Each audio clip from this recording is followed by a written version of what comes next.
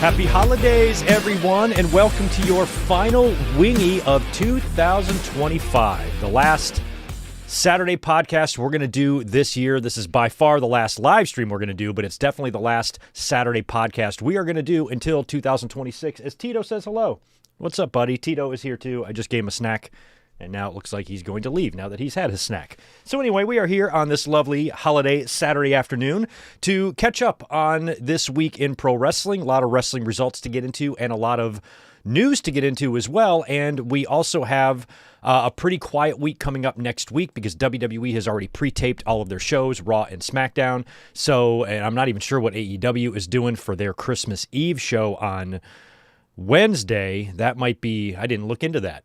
I didn't even look into that prior to the podcast here. I'm not prepared. I don't know what they're doing for next week, but it's going to be kind of a quiet week next week with a lot of shows already taped. And 1 week from today is AEW World's End. So we're not going to be here next week for a podcast. We're going to be here watching and reviewing the show together next Saturday for World's End. So that is coming up on the horizon, along with a couple of other videos this week, some more watch-alongs before the year is over, but this is our last final Saturday podcast of the year, and we're going to wrap up this year of podcast with a pretty fun one, I think, today. So I hope you guys are having a great holiday season so far. We got Christmas Day coming up in about 5 days, and I'm in the middle of a nice 5-day vacation. I do go back to work on Christmas Eve, but then I'm off again on Christmas Day, and then of course I'll be here for World's End next Saturday as well. So should be a fun little podcast here. Not like a lot of earth-shattering stuff or really, really big news to get into, but we are going to talk about the image you see here on your screen, John Cena granting Cody Rhodes his first post-retirement interview on a wrestling podcast. What do you want to talk about? John Cena was a guest on that. They talked about all sorts of different stuff, and a lot of it was interesting, so we will get into that. We will also get into Mick Foley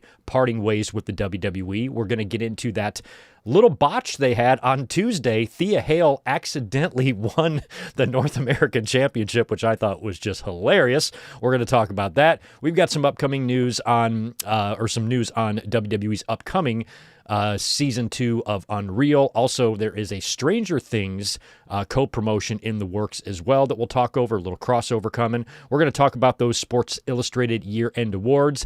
Maybe a little bit of an update on Brie Bella as well. We're going to talk about this past week's Raw as Austin Theory has revealed himself to be the masked man, but is he the only masked man? We're also going to talk about the mega heat that Gunther now has since he tapped out John Cena.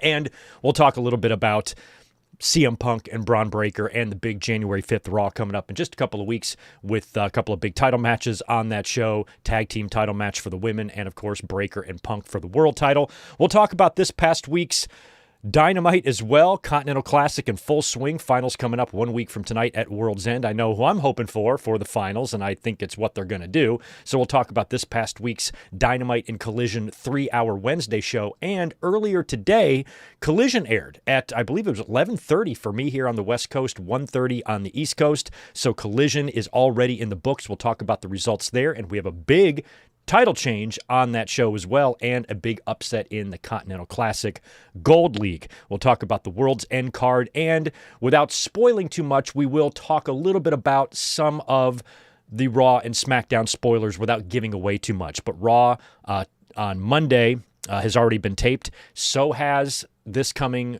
Friday's SmackDown as well. I'm sorry, this coming Friday's SmackDown has already been taped, as well as this Monday's Raw. So we'll talk about that because there is one major championship title change on one of those shows. We won't reveal it here, but we will at least talk about it, and that's kind of what's going to be on the menu for today. Now, it's also going to be a pretty fun week here on the channel. We are going to start things off tomorrow with our classic watch-along. We are back, and I decided that we're going to do WWE Armageddon 2003. That's going to be the show we're going to watch tomorrow. I took a look at the Armageddons. We've only done 2 of them. We've done Armageddon 2000 and Armageddon 2002, I believe, we've watched on the channel. And then 2001 was Vengeance. That's when Jericho won the championship in December. We watched that one as well. But we've never watched Armageddon 2003. Evolution really reigned supreme that night, and I thought that would be a fun one to take a look back on, and that should leave us with one more watch-along left for the year after tomorrow, and I'm thinking we're going to wrap things up with a Starrcade. We haven't done 94, 95, 2000. I think maybe 94. We might do Starrcade 94 or something like that on the final watch-along of the year, but I'm not really sure yet which one we're going to do. But we still have a couple left before the year is over, and tomorrow we're going to do Armageddon 2003.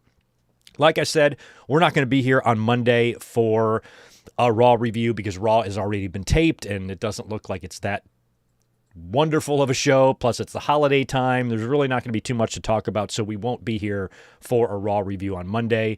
But we will be here near the end of the week because we have World's End coming up. But you also are going to get some YouTube shorts from me as well because, and you guys are getting first crack at this, I'm going to let you guys in on a little bit of a surprise video here. I have not posted anything publicly about this because I just finished uploading it about a half an hour ago. So I have told you guys that over on the Patreon page, I mentioned this recently, but I've, of course, been so busy, it's been taking me a while to get it all started.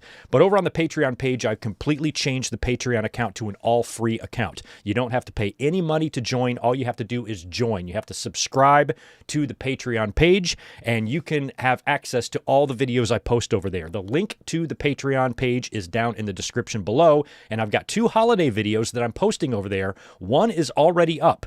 One of them is going to be the 1987 WWF Slammy Awards. This is a show I've wanted to react to for a long time. I own the VHS copy because I recorded it that night almost 40 years ago, 38 years ago. I watched it with my dad, recorded it on VHS. I've since ripped it to DVD and to my hard drive now, and I reacted to that entire show, including the local commercials that it came with in the town that I lived in Greenville, North Carolina. I reacted to that entire show, and it's up on Patreon right now for everyone. All you have to do is subscribe to the Patreon page, and you can watch that video. I also have a second video that I'll be posting tonight of me watching a Christmas Eve show from WWE from the year 1995. So I'm going to be posting full-form reactions over on Patreon. I'm also going to be posting match reactions over there. It's going to be all exclusive content, and it's going to be completely free because of YouTube's copyright stuff. You can't put that stuff over here, so Patreon is a perfect place for that type of reaction content, and that's where that stuff is. So if you want to watch the Slammy Awards 1987 entire episode, the entire show, including the local commercials, it's up on the Patreon channel right now, and I will be making more announcements about that. I'll be posting links all over social media, and I'll be posting some short clips of me reacting to that over on YouTube in the form of shorts. So I am starting to finally work on some of this Patreon content, some reaction content, and at least for the time being, it's going to remain a free account that's going to charge. It's going to cost you nothing to join Patreon and watch and access the content that I post over there. And then once we build up that audience again, then we'll talk about doing paywalls or whatever. But right now, not really interested in making money off Patreon. I just want a place to post content that I can't post here on YouTube because of restrictions and whatnot. So that video is up right now on Patreon. Keep a lookout for another video hitting the channel later on tonight. Hitting the Patreon account, I should say, later on tonight, and make sure you subscribe to that so you can access it. If any of you go over there and check out the video and for some reason you don't have access to it or something's wrong, let me know because I don't work a lot with Patreon and I'm still trying to figure out, just the system and how it all works. But I think the video is up and it should be public, available to everyone right now. So if it's not, please let me know.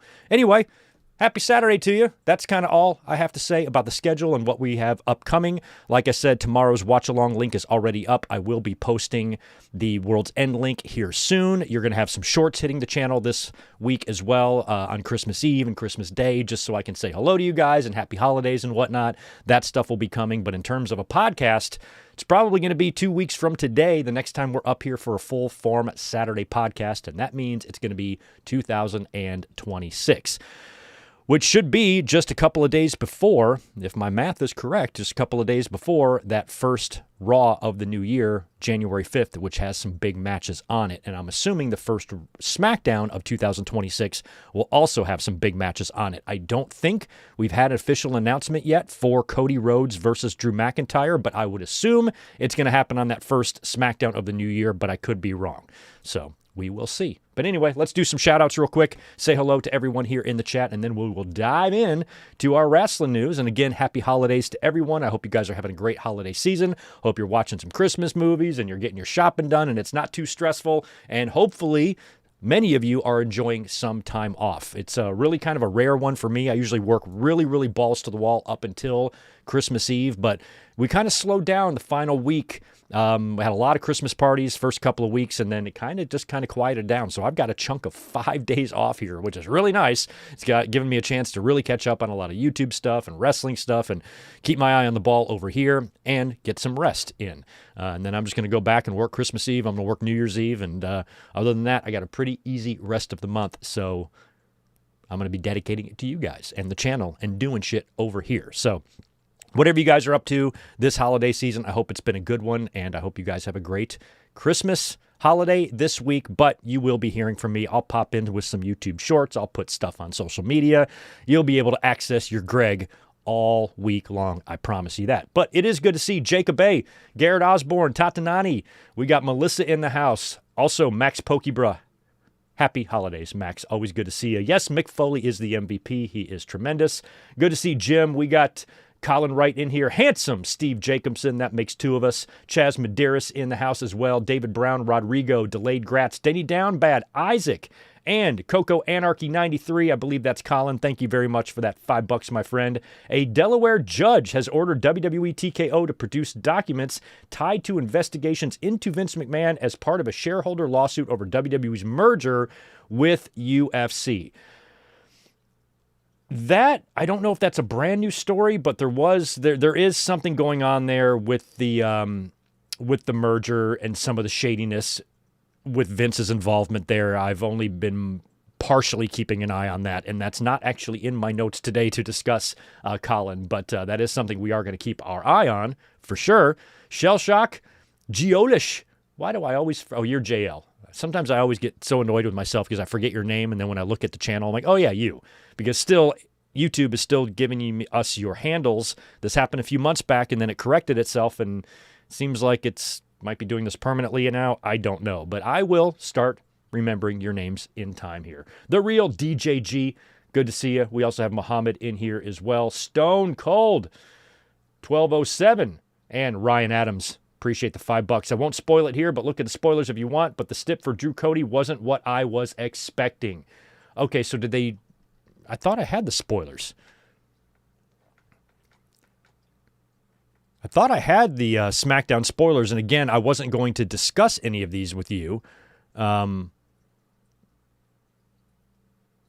Okay, yeah. Okay, I did see that. Never mind. I just mentioned that. I have it written down here. I just didn't read my own damn spoilers. Okay, yes, I am reading right now what Ryan has said, and that is going to be January 9th. So I was right about that. I was guessing earlier. It's probably going to be on the first SmackDown of the new year, and it is. That is January 9th, and we do have a stipulation announced for Cody Rhodes versus Drew McIntyre, and it sounds like that stipulation will not be made known until next Friday's SmackDown, which was taped yesterday. So that's weird that they taped SmackDown on a Friday. They had a weird taping schedule. They taped this last night's SmackDown prior to last week's Raw, but then they taped next week's SmackDown last night, which was a Friday. Am I the only one confused by that? It just feels weird. But anyway, a lot of you are going to see the results. Can I just spoil it here? Am I really spoiling it? Do any of you really need to wait until next Friday, 6 days from now, to sit there and watch a taped show to hear what the stipulation is? Or do you just want me to tell you what it is now? I'm not going to tell you what it is now. I'm just going to give you a hint. No Way Out 2001. That's all I'm going to say. So interesting there, but that match is now set for the first SmackDown of the new year. Thank you for that, Ryan. We got, oh man, I'm going to look at your channel because that's a long name. Raul, good to see you, my friend. Also, WOC is here. Shell Shock, I think I got you. Anybody else chiming in? Welcome. Thank you. And appreciate you guys being here today for our final wingy of 2025. Yet another awesome year. These years just keep going by here on the channel, and we keep having fun every single year. So I'm going to be 85 years old doing this, and you guys are all going to be probably old too. We're all going to be old men. I'm going to be old up here, and then you're going to be at home watching me. I can't hear you, Greg. Speak up. You know, we're going to be a mess. We're going to be a fucking mess. We're going to be doing this forever. But anyway, cheers to another new year. I don't have to work tonight, but I'm just drinking water, trying to be responsible, as I'm sure I will have a couple soda pops come Christmas Day. So we're just going to drink the lovely high-quality H2O today as we roll through this podcast. Well, I think we need to start today with what you see right here on the screen. John Cena, of course, retired 1 week ago tonight on Saturday night's main event, losing to Gunther, tapping out with a smile on his face in a very, very nonchalant, whatever-looking type of tap-out that had a lot of people questioning the decision, the booking decision. Triple H got his ass booed out of the building when he came out there. A lot of fans weren't really happy with the way it went. They were there to see John Cena. They were there to celebrate John Cena. And even though, you know, objectively that was probably the right call, John Cena going out on his back, John Cena giving back, tapping out, you know, his character was able to write his own death scene in a lot of ways, is the way I look at it. And in that respect, I didn't really have a problem with it. But when you watch that match back and you had, you know, you had the crowd there, you know, a lot of fans might debate that you should have read the room, you know, and maybe they would have preferred to see John Cena, you know, ride off into the sunset victorious. But I never really thought that was a logical way to do it, until you got to the match last week. Then when you felt the atmosphere and you got to look at everything and you just, you know, you got swept up in the moment, you wanted to see John Cena win.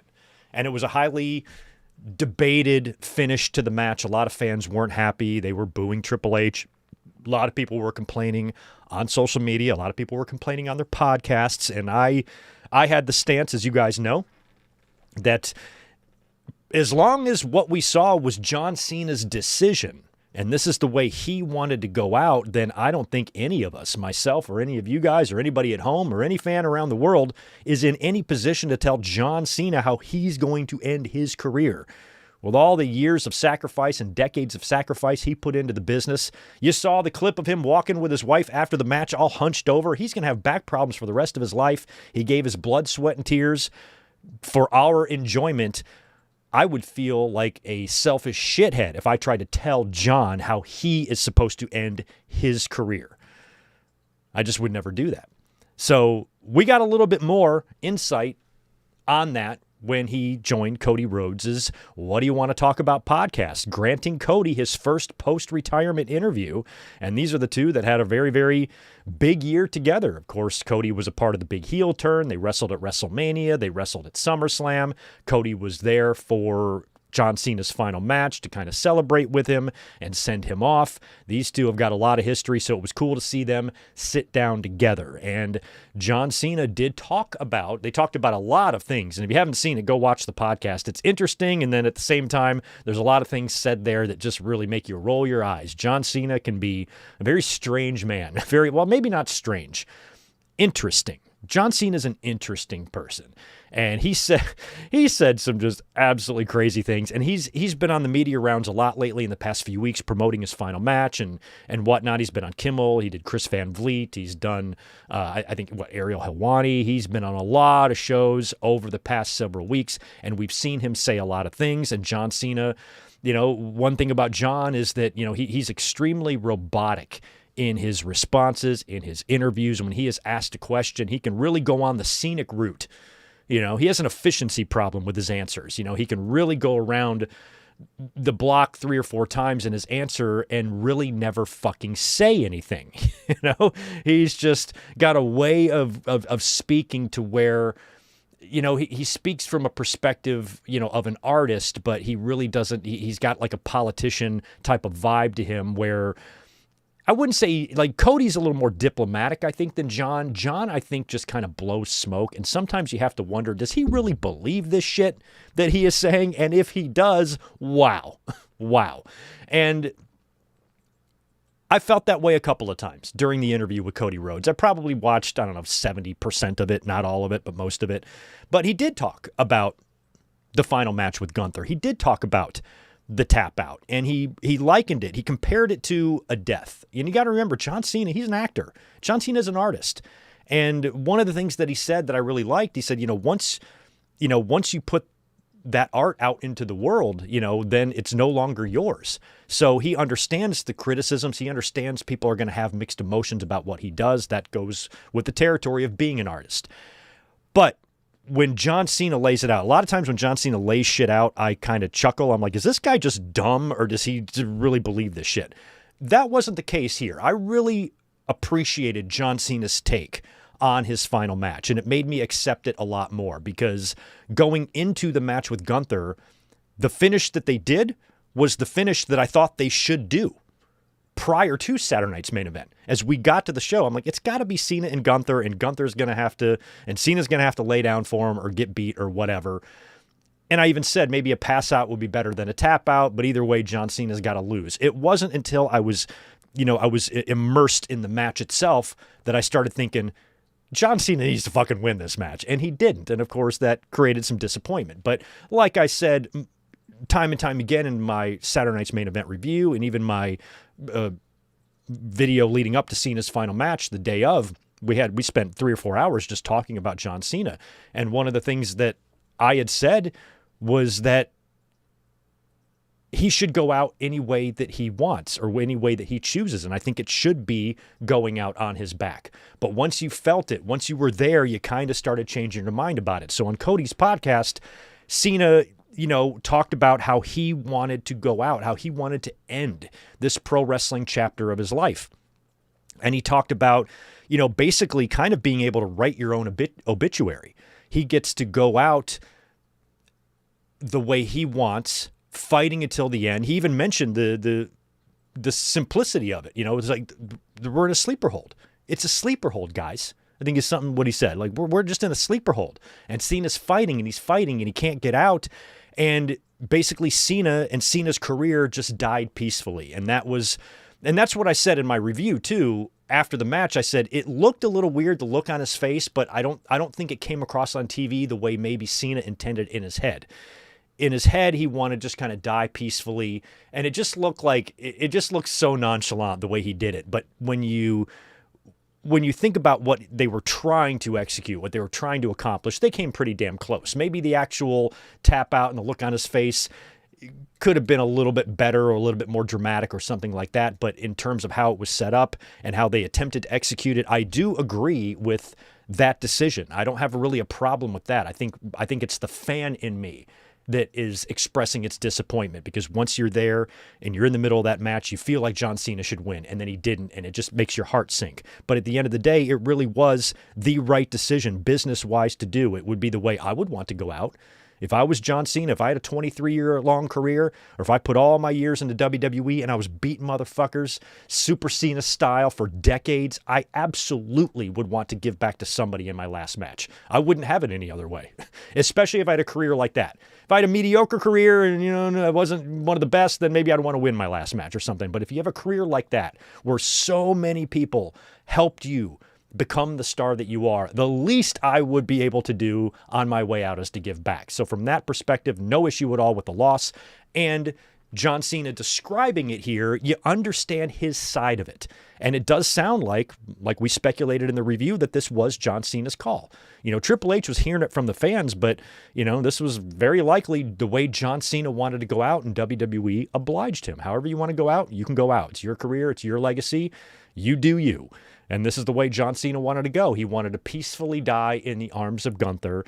And when you look at it like that, I really don't have that much of a problem with how the match ended. It was the right, right or wrong it's all a matter of opinion. But, for me, that's the way, if I was a wrestler, I would want to go out.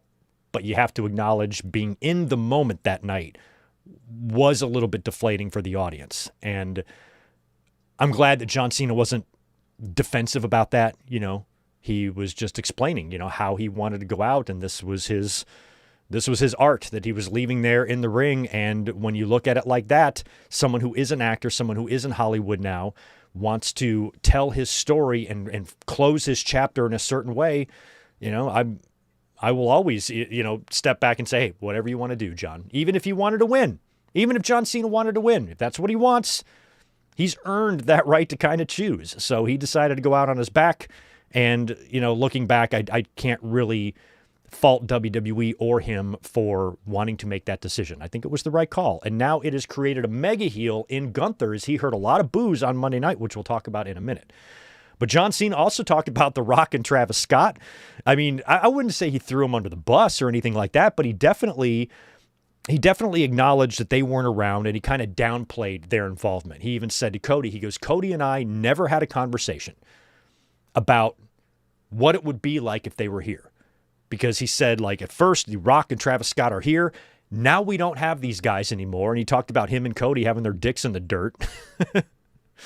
and how they never really talked about what it would be like if they were there. They had a job to do. What's next? Let's keep our eye on the ball here. But if you read between the lines there, John Cena definitely acknowledged, hey, if they did have these guys here, there would be a lot that they could do, but him and Cody never really had time to even talk about that. But, to me, that was the biggest disappointment of the entire John Cena retirement run, because I wasn't sure how I would feel about a heel turn this close to John Cena hanging him up. And then when he did turn heel, and he turned heel in the way that he did, I didn't realize that I don't have my other light on. Excuse me. Let me just get a little more brighter. Look at that. How much better is that? But anyway, what was I saying? Rock and Travis Scott being a part of that heel turn was tremendous. And even though I didn't know ahead of time if a heel turn would be something I would want to see, once it happened, once it was executed, I considered it to be one of the greatest heel turns we've ever seen as wrestling fans. And we were all so excited to see how they would follow through. And then they're gone. Travis Scott was there for WrestleMania, made it one of the worst WrestleMania main events in history, and Rock just completely disappeared. Then blew all the smoke on the Pat McAfee show, made you scratch your head. What the fuck is this guy talking about? And Cody and Cena were just kind of left to go through this heel run and this feud without these guys. And it makes you wish that they never really would have gone through with it. Looking back now, I kind of wish they never did the heel turn. The heel turn was great for the moment. It was an amazing moment. WWE loves their moments. They love their viral moments. But there was no follow through. And they only did it for that. They did it only because ticket sales were light. They only brought The Rock in to create that moment. And they turned John Cena heel after 22 years just for a moment. And the fact that John Cena is not bitter about that at all is, and if he is, he's keeping it quiet, is pretty damn crazy. Because looking back, I just kind of wish we would have had the John Cena of old all year long. Just do a nice, big love fest retirement tour, because the heel turn looking back now was pointless. So Cena acknowledging that in the interview with Cody, talking about how they were there, and then they weren't, at least we got something out of them. These two guys love each other. Cody and Cena were drinking that Wheatley vodka at 9 o'clock in the morning. Cody's drinking a mule. I don't know what Cena is drinking there. I'm assuming that's, what the hell is that? Just vodka and that might be a Collins? I don't know what he's drinking there. It's Wheatley vodka and Fresca or something. But Cody's drinking a mule, which is generally vodka and ginger beer and lime. So they were there drinking. John Cena with his extremely short red pants on and his red socks. At least they're wearing socks, but back in my day when I wore suits, I will never wear a suit again unless somebody dies or I'm in a wedding or something. Otherwise, I do not like suits. Keep them away from me. But when I did wear suits, our pants went all the way down to the bottom. They went all the way down to our shoes. I don't know what's going on with these high ankled pants and that shit that guys wear now. I'm just glad I'm not in the fashion game. I don't care. I'm a jeans and t-shirt guy, and that's all I'm ever going to fucking wear. But John Cena looks absolutely ridiculous in his little red pants and his little red socks. But they profusely thanked each other. Of course, Cody, thank you, John. John, thank you, Cody. Cody talked about how much He's studied John Cena, how much his career meant to him. We even saw after Saturday night's main event, the camera staying on Cody as Cody just sat there staring at Cena's shoes and his gear in the ring, just trying to muster up a tear. And they were very complimentary to each other. I've always said that Cody Rhodes is in the position that John Cena was in. He is their John Cena right now in terms of the extremely white meat babyface who has the admiration of a lot of younger fans. Now, we can see early signs that Cody is going to go heel probably pretty soon. He's not going to be a babyface for 22 years the way John Cena was, but he does have that spot right now as being in that spot that John Cena held. I'm not trying to compare the two. I'm saying Cody has that spot right now. My spot. Not like a dog, like your dog spot, not a liver spot, but my spot. He has his spot. John Cena's spot. That's where Cody is. And earlier on in the year, I had pitched that as the final match. Cody and Cena. Cena drops the belt back to Cody. It's a true passing of the torch moment. But now, in hindsight, I'm actually really glad that it did turn out to be Gunther because Gunther's the man. And Gunther retired John Cena, and I think he's going to retire AJ Styles next. So they had a lot of great things to say about each other. John Cena praised Cody Rhodes for his approach to their feud. Credits Cody with, teaching him a few things in this as well. And I think probably my favorite part of the John Cena interview, and such a perfect example of how strange he can be sometimes, is John Cena said that his favorite moment, or he kind of worded it like, that's why I think this is probably my favorite moment in wrestling. John Cena is claiming this man, after all of his championship matches, all of his victories, the career that he's had, the people he's been in the ring with, the WrestleManias that he has main evented, his favorite pro wrestling moment in history, are you sitting down, is CM Punk apologizing to Saudi Arabia. Huh? I'm sorry, what? And Cena said, and CM Punk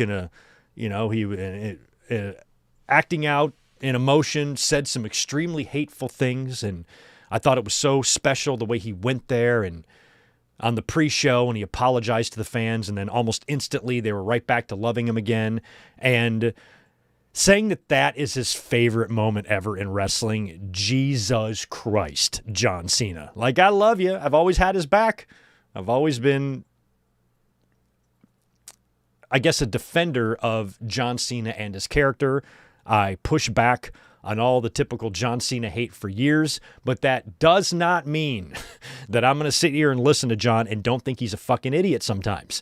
I mean, Bret Hart's my favorite wrestler of all time, and sometimes he says things that I have to sit down because I'm so flabbergasted how someone could be that fucking bitter or be that delusional about yourself or your era or your peers or anything like that. Bret Hart, every interview he's in, it's basically he says, everybody in the pro wrestling universe, none of these people know what the fuck they are doing except for me. And that is so strange. And John Cena sometimes just from a completely different direction than Bret, because John Cena doesn't come off bitter or self-absorbed or anything like that, but John Cena does come off full of shit sometimes, where you have to wonder, does he really believe that? And if he does, whoa. That's all I'm saying. I love John Cena. You guys know that. This channel was built on me defending his ass. I think he's dumb. Like, he's a smart guy. He's a great actor. He's a great performer. He's an excellent pro wrestler. He's dumb. He's a little dumb. But that's okay. I'm dumb. Sometimes, or most often. I don't know. But I'm dumb too. Like, we're all dumb. And I don't even mean this in that much of an insulting way. Even though I just said John Cena's dumb, it's like when I say Bret Hart's just a fucking bitter idiot. I still love him, but he's a bitter idiot. John Cena, I love him, but he's dumb. Sorry, he's dumb. Sometimes he says the most asinine shit in interviews, and I know he's trying to be, as diplomatic as possible in a lot of these answers, but it's just, sometimes he's so robotic, and, he'll just speak 6 paragraphs that you can sum up in one sentence sometimes, and it's entertaining sometimes. John Cena, he can on the flip side of that coin, and you could see a lot of that in the Cody interview here, you could really see both sides of it. You can see him saying something like CM Punk apologizing in Saudi is his favorite wrestling moment of all time, and then other times when he's describing the heel run or he's describing his final match and how he wanted to go out, how intelligently it seems like that has been thought out.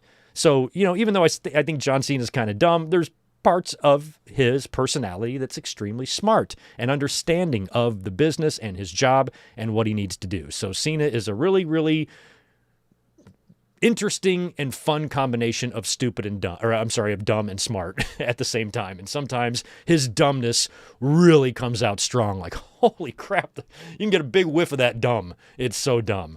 But the interview was good. It was nice to see John Cena. I mean, he just retired days ago. He's now sitting down in his first post-WWE interview. Apparently, we're going to see more of him. He did sign a 5-year ambassador deal with WWE, and sounds like we might even see him on Raw or SmackDown. He might, come out to the ring or something. And if he does that, it is going to be interesting to see if we ever get a face-to-face between him and Gunther, or if Gunther threatens him or anything like that. But John Cena says he's not going to wrestle again, and if he does show up on any form of WWE TV, I'm wondering if he's going to be wearing something like he's wearing there in that picture, because apparently he's not going to wear the shirt and the hat and the wristbands and the bullshit anymore, or the jorts. But if he comes out to do a segment, he might be in the jorts. I don't know. We'll have to see. But John Cena is far from completely done with WWE. We're just not going to be seeing him in the ring anymore. So anyway, pretty decent little interview there with John Cena and Cody Rhodes, and I'm sure we're going to see John Cena doing a lot more things because he's a lot of movies, and I've never seen The Peacemaker, but I know he's got that going on, and he's just a busy guy now. And John Cena's a good actor. I'm happy for him. I think he does a great job in Hollywood. Everything that I've ever seen him in, I thought he's really done well, and he's great. John Cena, Batista, The Rock, I like them all. So Godspeed to John Cena in his post-wrestling life, and we'll see the next interview or the next podcast he turns up on, and I'm sure we will talk about that as well. Let's talk about this. This is kind of interesting. Probably not that big of a deal in the grand scheme of things because we're probably only talking about a Legends contract here, but Mick Foley has decided that he is going to part ways with WWE. He just cannot stomach their relationship with the Trump administration any longer. And Mick Foley's always been a stand-up guy, always been considered one of the nicest guys in the pro wrestling business. Everybody loves Mick Foley. He's a nice sweetheart who is also a badass. For all the people this week, oh, Mick Foley's soft. He's soft? Have you seen the Hell in the Cell match? Have you seen him go through flaming tables? Have you seen him have barbed wire wrapped around his fucking face? He's been pedigreed face first into thumbtacks. He's fallen off 2-story fucking buildings. What the hell are you talking about? He's soft. Give me a break. Foley just has his principles, that's all. He posted on Instagram a couple of paragraphs explaining why he no longer wants to associate himself with the WWE. Here's what he said on Instagram. While I have been concerned about WWE's close relationship with Trump for several months, especially in light of his administration's ongoing cruel and inhumane treatment of immigrants and pretty much anyone who looks like an immigrant, reading the president's incredibly cruel comments in the wake of Rob Reiner's death is the final straw for me. I no longer wish to represent a company that coddles a man so seemingly void of compassion as he marches our country towards autocracy. Last night, I informed WWE Talent Relations that I would not be making any appearances for the company as long as this man remains in office. Additionally, I will not be signing a new Legends deal when my current one expires in June. I love WWE, will always treasure my time with them, and I am deeply appreciative for all the opportunities they afforded me, but in the words of Popeye the Sailor, I can stands all I can stands, and I can't stands no more. So Foley is deciding to kind of part ways with WWE. I don't know, with his current contract that apparently is up in June, he basically is saying he's not going to re-sign in June when this one is up, but what happens between now and then? He wants to no longer represent the company, but he's under contract. So I don't know if he still technically has to, and he has no choice but to represent them in appearances or whatever they have. Apparently they got some action figure or booked some sort of merch in that's being, what not in progress or whatever, in creation right now for Mick Foley that apparently is still a go. So I don't know really how this departure from WWE works in terms of WWE's end of it. I don't think they're really going to care at the end of the day. I mean, what the fuck? They don't care about anything. So they're not going to really care about losing this Legends deal. It's not a big deal that Foley is not going to be affiliated with them because we don't see him on TV regularly, and anything that Mick Foley does is usually just appearances or promotional stuff or whatever, and he's not that big of a part of WWE right now. So from their end, it's not really that big of a loss, and it's not really that big of a loss from Foley's end either. He does very well traveling and doing the conventions. He really enjoys that. His business is probably going to take a hit from that too because you got a lot of MAGA wrestling fans out there that are just full of P and V and angry. You don't see any nice, kind-hearted people. People like Mick Foley with the reputation of Mick Foley, the reputation of a Rob Reiner, the reputation of a Tom Hanks. None of these people are fucking MAGA. It's always just the assholes and the jerk-offs, and it's always men that, that are failing in the world and are lashing out. They just want to be assholes and be racist and be dickbags and all that stuff. Foley's a kind-hearted man. Many wonder if this move that he's making is even necessary or not. It's necessary for Mick. He just has his principles.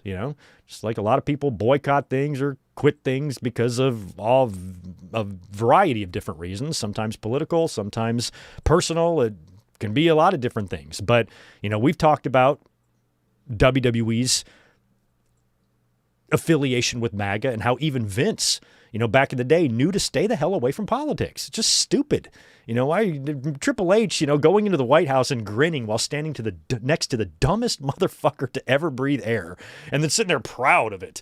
I'm like, do you not see what a piece of shit he is? Like, what the hell? Like, why would you want to stand there and be so proud of that when we've got a nation that is so stupid? A country that is so dumb that they are more terrified of diversity than a dictatorship. That tells you all that you need to know about this red, white, and blue fucking onion article that is our country. So Mick Foley is just standing up for his principles, standing up for his beliefs, and at the end of the day, I don't think it's really going to affect Foley or WWE that much. WWE can be fine without Foley's Legend deal, and Foley can be fine without the WWE. Both parties will be fine, but Mick Foley is taking a stance. He's just sick of it. He's sick of the bullshit and the hate and the evil that is so prominent and prevalent and so blatant in this administration, that he's just taking a stand, and the only way that he can is his stand, going to negatively affect WWE in any way? No. They're going to be perfectly fine. I don't even think they give a shit, to be honest. They probably, Triple H, like, who gives a fuck? They don't even care. Mick Foley, go do what you want to do, Mick Foley. So he's not going to re-sign with them in June.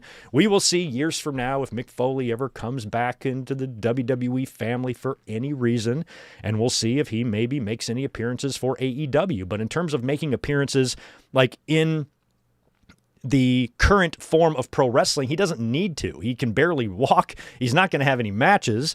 And Foley, I think, is just doing perfectly fine, doing the conventions and meeting the fans, and he's enjoying doing that. He doesn't need to do anything else. So, if he does want to turn up in AEW to do something, that's fine, but I don't think they need to put him on TV in a storyline. He can come out, make an appearance, wave to people, but he doesn't need to be managing motherfuckers over there or anything like that. So in terms of Foley being a wrestling personality on television for any company, I just don't think that's really necessary or going to happen. I think Foley just wants to live his life, and I think he's going to be happier and can probably sleep a little bit easier at night if he knows that he is no longer associated with a company or a business that has so many close ties to such an evil sack of shit like that. And Mick Foley's the best. Mick Foley has his principles, and that's really all there is to it. All Mick Foley did is say, hey, I don't want to represent this company anymore for these reasons, so I'm leaving. Who are the ones that reacted the hardest to this? The people that were angry. Was Mick Foley a snowflake? You are. You are for being mad about it. All Mick Foley did was make a personal decision to not do business with WWE anymore because of how hard they are supporting, such an evil administration. I mean, Linda McMahon, the whole damn family's wrapped up in that shit. And so Foley took a stance. What's the big deal? Why are you so mad about that? And then you're so mad about that you'll lie to yourself and say, oh, Mick Foley's soft. You're soft. You're the one getting mad about this. You're so soft that you're calling one of the toughest men that has ever walked this fucking planet with a pain threshold higher than anybody we've ever seen in our lives. You're calling him soft. That right there is the definition of being soft. You're so soft that you will sputter out the most insanely provably untrue lies. Mick Foley is soft. The guy who has murdered his own body and gone through, pain, as great as giving birth on multiple occasions, falling off of 2-story fucking cells through tables onto concrete and back bumps and chair shots to the head and all this stuff. And he has the right to do whatever he wants. No, he's not soft. He's the absolute opposite of soft. Being strong is standing up for yourself. Being soft means crumbling and bowing down to a weak man. Bowing down to a weak, insecure sack of shit. You're frightened of this man. You support this man. You worship this man. You wear his fucking t-shirts. Are you kidding me? That's what Trump derangement syndrome is. It's not hating him. It's wearing his shit. Putting his name and MAGA and American flags all in your social media bios. Putting Trump bumper stickers all over your fucking pickup truck. That is Trump derangement syndrome. That is the very definition of it. So Foley, if anything, just has his principles. He's standing by them. He wasn't overly dramatic about it. He wrote 3 simple paragraphs. He didn't go on and on like Trump posting, all capital letters and talking about suckers and losers and all this stuff. He just said, no, this is disgusting. I don't like it. And I'm going to disassociate. That's all. And then the people jumped all in his throat. Fucking loser, fucking woke Mick Foley. Like, what the fuck? You're being a snowflake. You are acting like a snowflake. If you're MAGA, you shouldn't give a fuck. Why would you care what Mick Foley is doing? If you're MAGA, you got more evil things to worry about and consume yourself with. Monday, mass shooting. Tuesday, mass shooting. Wednesday, mass shooting. Thursday, mass shooting. Friday, mass shooting. Republicans, we must do something about trans people playing sports. It's weird. So Foley is simply taking a stance against that, and there's nothing wrong with that. He wrote 3 simple, well-worded paragraphs explaining his decision, and that's all. So props to Foley, standing up for what he believes in. I don't blame him at all. And we'll see in the future. We will see if Foley ever is associated with the WWE family again. I feel like he probably will. Because Trump can change as many plaques in the presidential hallway as he wants. When there's another president in there, they're simply going to undo all this stuff. So he can slap his name on everything and turn the White House into turn the Oval Office into a fucking steakhouse or whatever he wants to do. It's all going to be undone. It's all temporary. You got 3 years left of this shit. And then that name will be wiped off of everything that it's on. So it's not a big deal. You just got to wait it out. It's just temporary. It's going to take us decades to wipe the walls clean of all the shit smeared on the walls of our country by that fat orangutan, but we will get there, and it will get done. So in the future, Foley, we will see. He may come back into the company one day. He might not. But either way, I think WWE and Mick Foley, both parties, should be fine. Neither party should be that worried about their future, and WWE shouldn't even waste their time being mad about it. So the same thing with the fans that are all mad now, and all of a sudden, after years of worshiping Mick Foley, all of a sudden now he's soft, of course, and all of a sudden, none of these things were ever, none of these words ever described Mick Foley before until a couple days ago. But now all of a sudden he's soft and all that. So if you're upset about it, why? We're a divided country right now. People are going to boycott shit. People are going to take political stances or anything like that. None of this should be like that surprising. So Foley leaving WWE, or at least not renewing his Legends deal when it expires in June. Good for him, I guess. And all the best to Mick Foley as he now enters his post-WWE life, which it feels like he's already been in. Here's some fun news. Oh my God, you guys catch NXT this Tuesday? I did not, but I did catch this match. Apparently we had a title change that was not supposed to happen. Blake Monroe put her North American Championship on the line against Thea Hale, and Thea Hale accidentally won it. So I guess she came off the top rope on like a high cross body onto Blake Monroe, and she didn't kick out. And the referee just counted 1, 2, 3. And there was a little bit of confusion there. It was very, very weird, but props to Thea Hale, who kind of recognized the situation, say, hey, I have to celebrate this. I have to show emotion here. She's holding the belt crying, like she just won a championship, and she was legitimately surprised because she wasn't supposed to win that.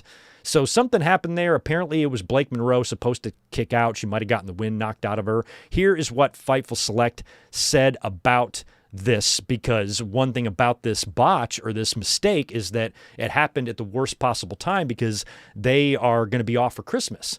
And so now this kind of screwed everything up. So here's what Fightful Select said about this botch earlier this week. They said one staff member told Fightful that the situation happened at the worst possible time as the brand was finishing up filming for the year so talent could go home for Christmas break. As a result, weeks of creative had already been finalized and filmed. After the title change happened, there was a pretty frantic rush to try to correct things that had already been filmed in order to make sense of them. There was actually an error on WWE's website briefly indicating Blake Monroe had won, and even when the 3 count happened, her music played, the wrong music played. Everybody was confused here. Goes on to say that the belief internally was that Blake Monroe had the win knocked out of her prior to what was supposed to be the kickout attempt, but wasn't confirmed as the case. The decision was quickly made to lean into it, with it being blasted all over social media and graphics being made. WWE had obviously not planned the segment that ran with Thea Hale being confronted by Blake Monroe after the match. That was done on short notice and added. And one NXT higher up said this was going to cause some heavy shifting in policy among talent, with wrestlers booked being required to stay until the end of the tapings moving forward, probably in case they have to do any reshoots or you have a situation like this happening. Pre-tapes are often done on Mondays in NXT, and even talent that do that are likely to be required to stay through the following day's shows. So now, because this happened, there's probably going to be a policy change, which means if you're done with your matches or whatever, you cannot leave the building until it's all done, just in case reshoots are necessary. Now, it has been made now official. I just don't know the date on this, but Thea Hale will be defending her NXT championship at New Year's Evil. And I have that right here. Where the hell is it?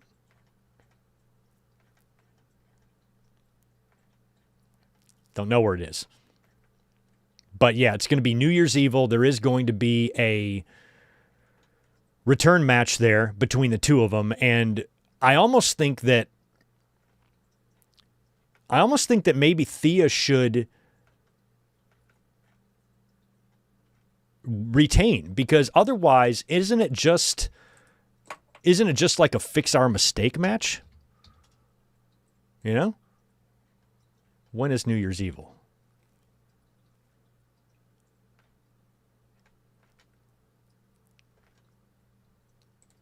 Pardon me, I'm like dying to find out when New Year's Evil is.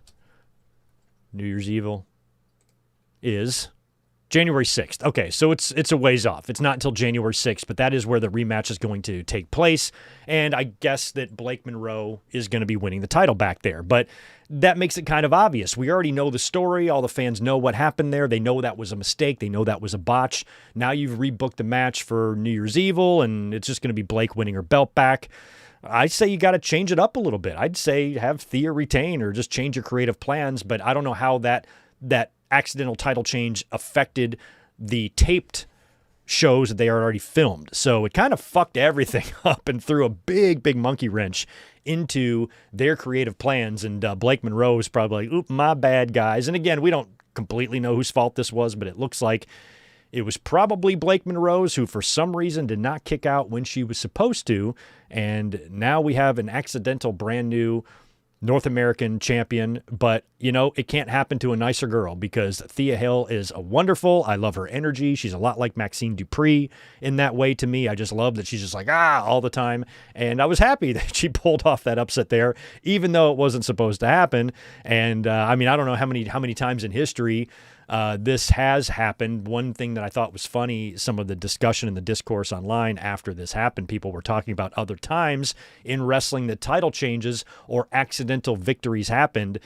And it's amazing to me how fans don't know the difference between some things. And I saw one person citing 1-2-3 Kid beating Razor Ramon on Raw as an accidental win. No, it wasn't. That was completely planned. How do you not know that? And I think my favorite was more than one person online I saw that thought that the Big Show, when he, whatever pay-per-view that was, when he stepped through the table and lost the title, like stepped through it by accident, they thought that was an accident.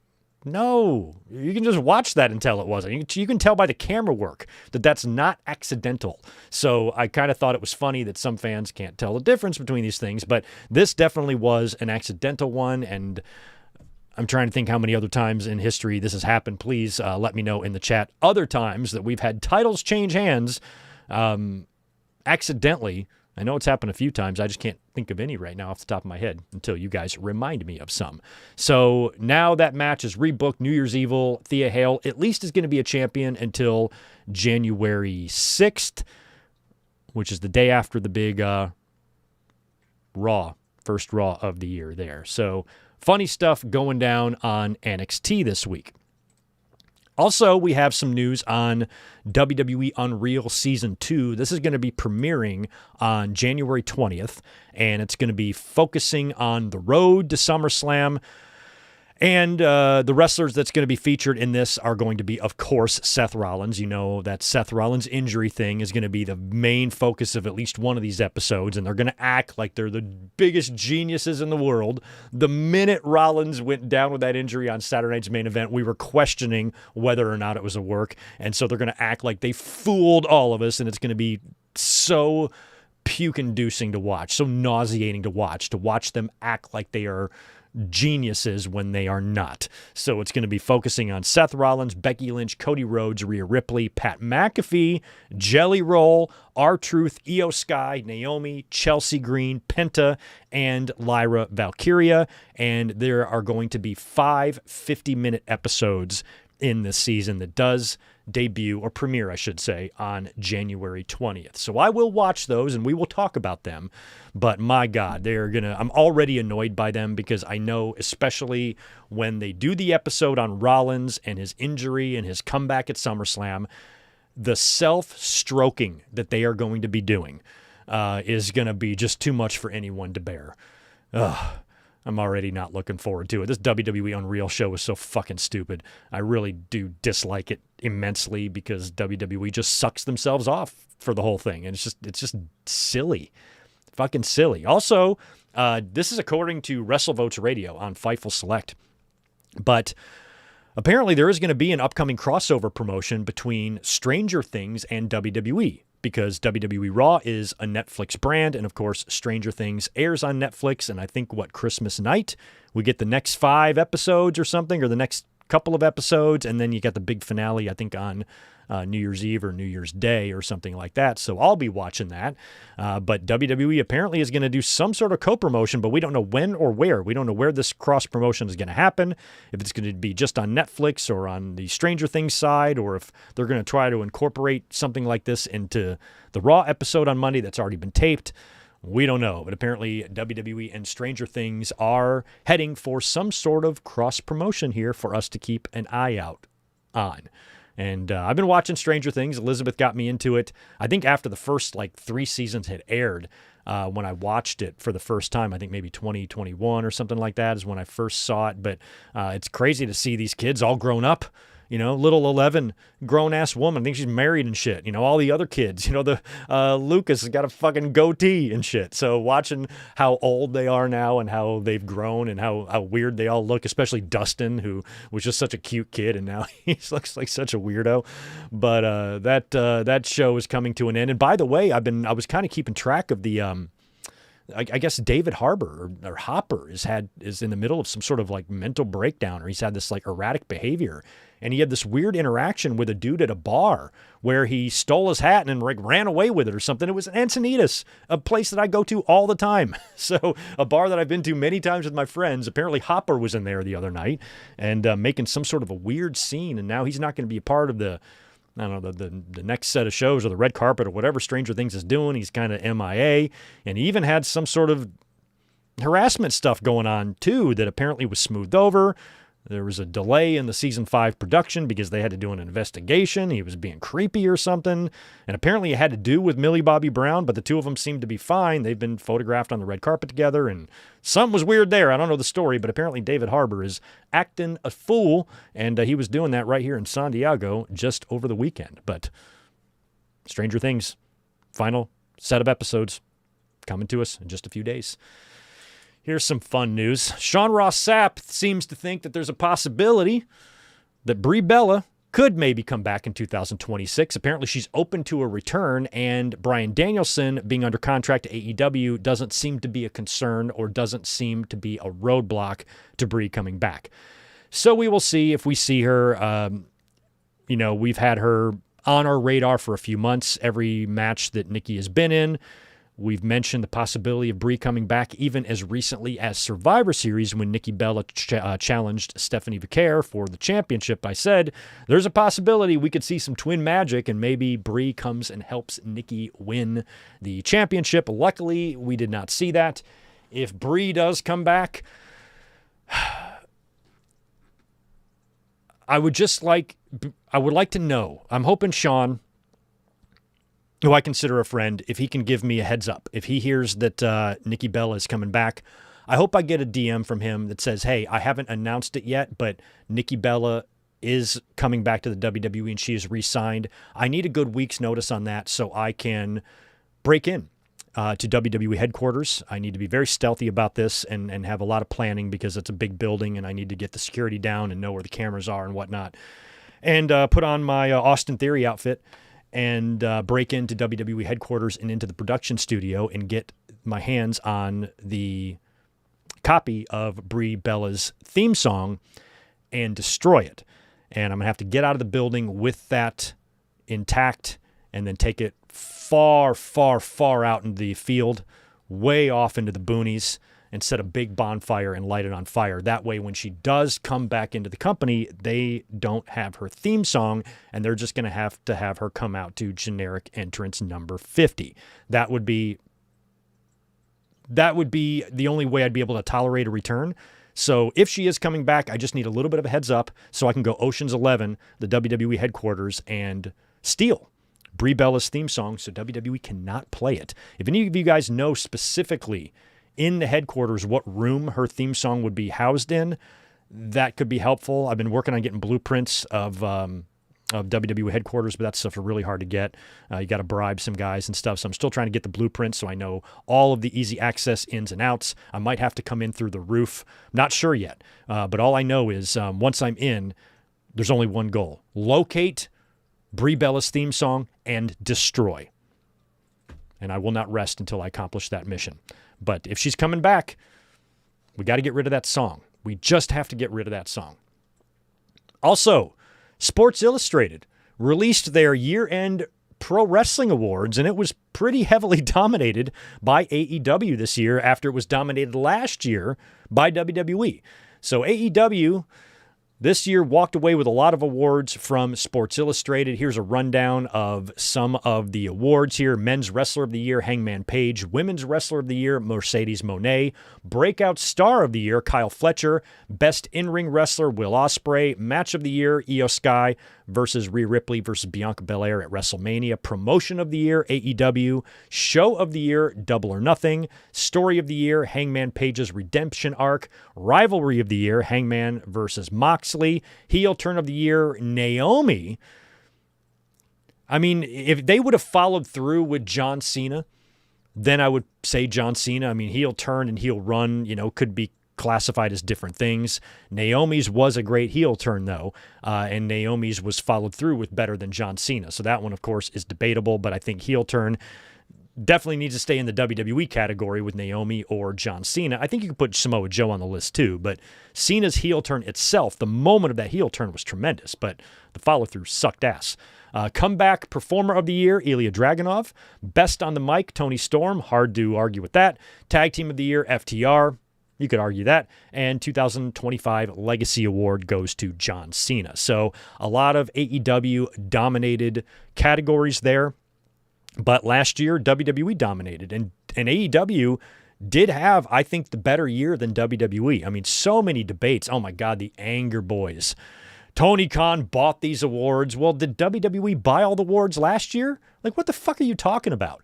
Like, why put that anger and energy out there in the universe with no proof, no evidence whatsoever? This is just your anger, your fucking twatness, yelling and screaming. There was a bunch of them online. I'm like, why do we care about these things? It's goddamn year-end wrestling awards. Who gives a fuck? Last year, WWE won all these. Was I bitching? Did I care? No, I didn't care at all. And I don't care about these. And most of these categories, obviously, you can debate a lot of these, but a lot of these categories I do agree with. And I did think that AEW provided just a better overall product. McDonald's does the best business, but they do not have the best food. You know, and it's like people are always saying, well, AEW's not the promotion of the year. They only have 3,000 people at Dynamite or whatever. I'm like, they're the number 2 promotion in the world. They're still the number 2, and they're still putting on quality wrestling. It doesn't matter what their numbers are doing. You know, there's businesses that are only, a fraction of the size of McDonald's that have 100 times better food. So it's not just all about that. And fans are just so tribal with this shit. They're so simple-minded with this. They see AEW dominating. Oh, it must have been bought and purchased. Oh, the election was stolen. That type of shit. I'm like, Jesus Christ, get a hold of yourselves. Number one, this isn't even a big deal. Who gives a shit about a bunch of year-end wrestling awards? There are much more important things in the world to care about than this. So AEW won a bunch of awards this year. Great. WWE can win them all next year, just like they won them last year. What's the goddamn difference? When you look at them, can you really argue that many of them? I agree with most of them, but, when you look at the wrestlers of the year, there's other ones that sure you could take into consideration, but this was, a very unbiased system here in terms of how these votes were tallied and whatnot. I don't understand what the problem is and why you would get yourself so mad about something that doesn't fucking matter at all. So anyway, SI, that's just one batch of year-end awards. Think about how many different type of publications and YouTube channels and wrestling websites have their own YouTube awards. Fightful has got their own YouTube or year-end awards. These wrestlers consider those pretty prestigious. They get trophies and they put them on their trophy cases and shit. This is Fightful, who has no sources and nobody cares about and has no credibility. Well, tell the wrestlers that because they feel the opposite. Dave has his year-end awards. All of the YouTube channels, except for this one, because I don't waste my time with it. It's too much to think about. I can't even remember what the fuck I saw this year, and trying to remember everything and every moment and try to categorize them and rank them. It's just not my thing. We don't do good mic work year-end awards here because I don't care. Have you ever seen me do year-end awards on this channel? Everybody does them. Every channel does year-end awards or best of this or best of that. This is just one. This is just Sports Illustrated, Becky Lynch's favorite publication. It's not just AEW saying it. Sports Illustrated is saying it. So AEW won a bunch of their specific year-end awards. If you don't like those results, go to a publication or a website that gives WWE all the awards, if that makes your snowflake ass feel any better. Otherwise, what is the point of outraging over this? There's a million different year-end awards. Everybody does them. This is just one. It's the end of the year. Be happy. Reflect on the year you had. Don't get mad about wrestling. Find a woman. Smoke some weed. Go outside. Do something other than just being pissed off over nothing. So, sure, look at some of the categories you feel like you could debate. But there's a lot that you can't. I might debate a little bit the tag team. I mean, I like FTR, tag team of the year. I'm not totally sure. Heel turn, possibly debated. I don't think story could be debated. Or rivalry, excuse me. Story, maybe. Rivalry, Hangman and Moxley, totally. Women's Wrestler of the Year, Mercedes Moné, she won 14 titles. Sure, I can accept that one. Wrestler of the Year, Hangman Page, due to Super Over. Sure, I can accept that one too. But I could have also accepted CM Punk, John Cena, Cody Rhodes. They would have all been fine too. I would have understood that. So for me, it's like, okay, Hangman Page won, but my instinct isn't to be mad that Cody didn't win or Punk didn't win. This is who won. This is who was voted by these specific by Sports Illustrated. This is who they thought was the men's wrestler of the year. Good. Fine. What the fuck ever. Breakout star of the year, Kyle Fletcher. Sure. maybe Braun Breaker, but I think Braun Breaker's been in the biz now enough years to where he's kind of beyond being a breakout star. Best in-ring, Will Ospreay, of course. It's hard to argue the match of the year. Io, Ripley, Bianca at WrestleMania was fun as shit. When you look at promotion of the year, yes, I agree with this. I agree that AEW had the better year. Regardless of what ratings are, regardless of what attendance is, I think WWE had a better year than WCW in 1997. But WCW was kicking the fucking shit out of them in the ratings because it just, it hadn't caught up yet. WWE, I thought, had the better product in 1997. They had better, more interesting rivalries, better stories, where the NWO was now a year in and it was starting to inflate and already kind of getting watered down, and you can kind of see where it was heading. WWE was giving you more quality stuff. Hart Foundation, USA, Canada feud, Austin getting on the map, them kind of coming out of their little new generation funk. Show was now 2 hours. They got the Titantron up. They're getting a little bit more edgy with their content, catching up with the times. And I thought overall they were starting to show and exhibit a better product than WWE. But the ratings and the attendance and all the money being made was all on the WCW side. So this is not an uncommon thing. I think fans are so simple-minded, they see promotion of the year. What? WWE had 11,000 people for SmackDown? Who gives a fuck? The shows suck. Raws, or especially SmackDowns, but we have had some serious WWE creative issues all year long. Many, many fumbles. We've had to deal with Jey Uso and that bullshit. We had to deal with the horrible execution of the John Cena retirement angle, the lifeless, emotionless, passionless, uninspiring weekly content that WWE is putting out. And you get a good pay-per-view, good TV show here or there, but overall, it's been largely a disappointing year for WWE. They bounced back with a great SummerSlam main event after a shitty WrestleMania one. We've had some great matches and moments sprinkled in throughout the year, but overall, I think AEW's had a more consistent product that has had good rivalries and excellent fucking wrestling. So overall, if they win promotion of the year this year, yeah. In 2023, I thought WWE ran away with it. This year, AEW ran away with it. And it doesn't matter what the numbers are saying. It's about the quality of the food you're eating. You know what I mean? And so many fans just cannot get past this simplistic way of looking at shit because they've already decided to be tribal and decided which side they're going to be on. And they're just going to quadruple down on everything on that side no matter what. And that's why we have the problems we have in this country and why we're so politically divided, because people are fucking stupid. So I think that these awards are not a big deal. And you can go to any other website that covers wrestling and read their year-end awards, and you might see different stuff. That's the beauty of year-end awards and why I think they're so pointless. But I do like to read these sometimes because it's a good way to remember all the things that we saw this year, and a year that was, 2025 for both companies, was a little bit off. But yeah, I think AEW had the better year overall, is my opinion. So I don't really disagree with the awards, but in terms of these particular ones, maybe I'm a little bit surprised that AEW ran away with so many categories in these, but that's the way year-end awards go sometimes.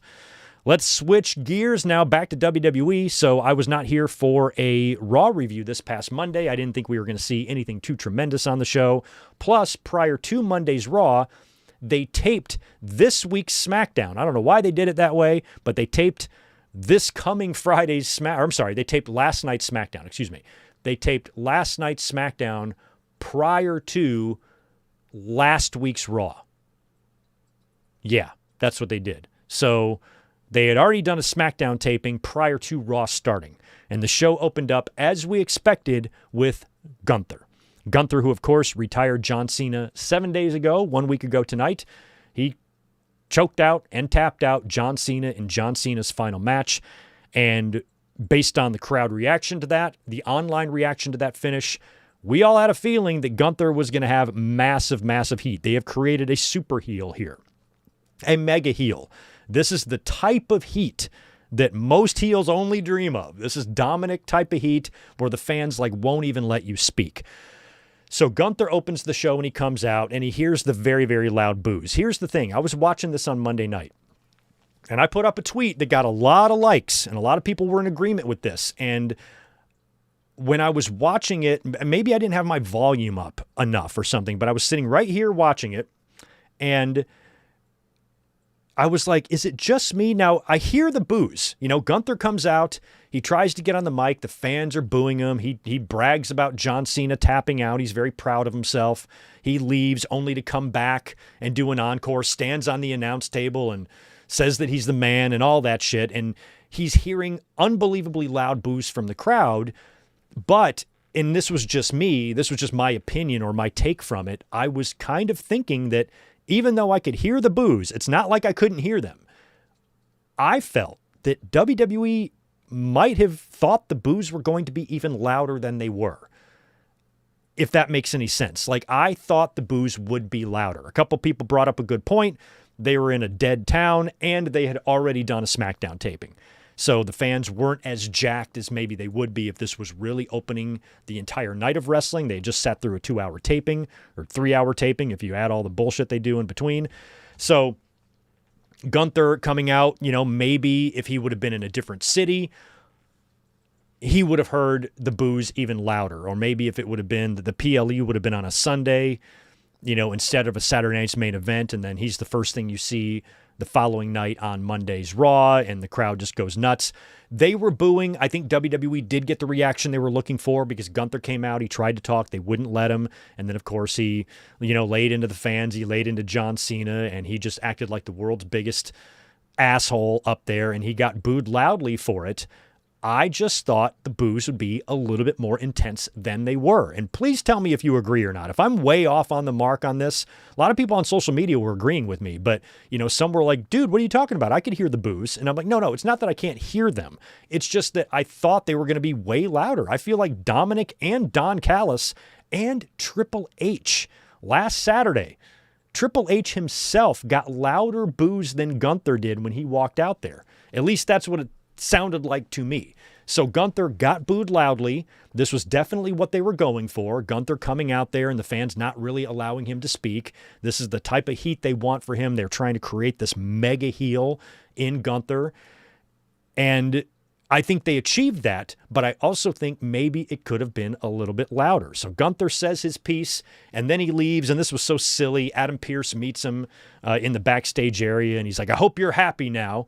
I hope you're happy for retiring John Cena or whatever. And he tells Gunther that he's done for the night. He's no longer required here at Monday Night Raw, and he sends Gunther home. So Pearce was angry at Gunther for, number one, winning a match that he was booked in, and number two, cutting a promo during promo time that he was given. Why is Adam Pearce mad? Why is he mad at Gunther? He was just mad at him for being an asshole, basically. That's what he called him an asshole. He said, you're an asshole. The only thing you did was prove that you're an asshole, or whatever he said. And he's right, Gunther is an asshole, but you're essentially you're mad at Gunther for winning a match that you booked him in, or that he earned the right to be in, and then you're mad at him for going out and cutting a promo during promo time that was allotted to him. It was his time. Why are you sending him home for? So anyway, he sends Gunther home. By the way, Gunther walks past a whole bunch of WWE superstars. I think he's got to face Otis next week, I think. And he walks by a lot of people as they're kind of angry at him. And that's when he runs into Pearce. But then when he's leaving, he gets in a car. Before he gets into his car, he runs into AJ Styles. And he kind of taunts AJ when he leaves, does a little you can't see me thing. And that very well could be your WrestleMania match. And I kind of think it should be. I hope that it is. Because Gunther's not going to be involved in the world title situation, I don't think, at WrestleMania. He could win the Rumble, it's possible, but I doubt it. I think the WrestleMania title scene is going to be Cody, Punk, Roman, and Breakker. That's the way I think it's all going to shake out there, and we're going to get matches involving those guys. Gunther, that means he has to do something significant at WrestleMania. He can't just be in a normal-ass match. This is the guy that retired John Cena, so he either needs to be in an attraction match or a retirement match, which a retirement match kind of is an attraction match. So Gunther versus AJ Styles would be tremendous. Apparently AJ Styles' contract is up before WrestleMania, but I would assume he would sign an extension. And if they can have his match, it just depends on if they want to do the retirement at WrestleMania or if they want to do it somewhere else. But I think WrestleMania would be a good spot for that. Gunther versus AJ Styles, and AJ and John Cena. Two great rivals who love each other dearly both get retired by the same guy, just within a matter of weeks or months of each other, I think might kind of be fitting for the two of them to share that between them. And then I think the next destination on Gunther's travels will be Brock Lesnar. And if Gunther retires Brock, or at least beats Brock, that will then, I think, put him on the road to the world title again. And I think by this time next year, not the world title on Raw, but Cody's WWE title could be around the waist of Gunther 1 year from now, after he retires a couple of guys. And it's going to be hard to keep him away from the title picture. That's the thing. If he starts racking up these retirements, he's retiring Goldberg, he's retiring Cena, he's retiring AJ, he retires Brock. During all of that, how are you going to keep him away from the title picture? You know, you're going to have to keep him busy with these feuds to where, you know, you don't have to really justify not giving him a title shot because he's busy. But once that shit is over, if Gunther is standing anywhere without an opponent, the only thing he's going to be doing is being a contender for a world title. There's nothing else he should be doing. If you got no opponent for him, you know, he doesn't need to be challenging for the fucking U.S. title or going to AAA or anything like that. He needs to be a contender for the world title, and I think 1 year from now, he will be wearing Cody's championship. That is my prediction there. So Gunther, he got the reaction that he wanted. We'll see if this holds up and this will maintain or maybe even increase as he goes from week to city and really building up this hatred from the fans and these boos. And John Cena was very, very beloved, and we all know how beloved AJ Styles is. And I think Gunther being the one to retire him too will only add to that. So I think AJ is next. Just depends on when they want to do it. If it's going to be Mania or if it's going to be somewhere else. But I think Mania would be perfect. I would love AJ Styles to have his final match at WrestleMania. I think it would be fitting and a good spot, unless they want to give AJ a main event. You know, Backlash is going to be in Italy.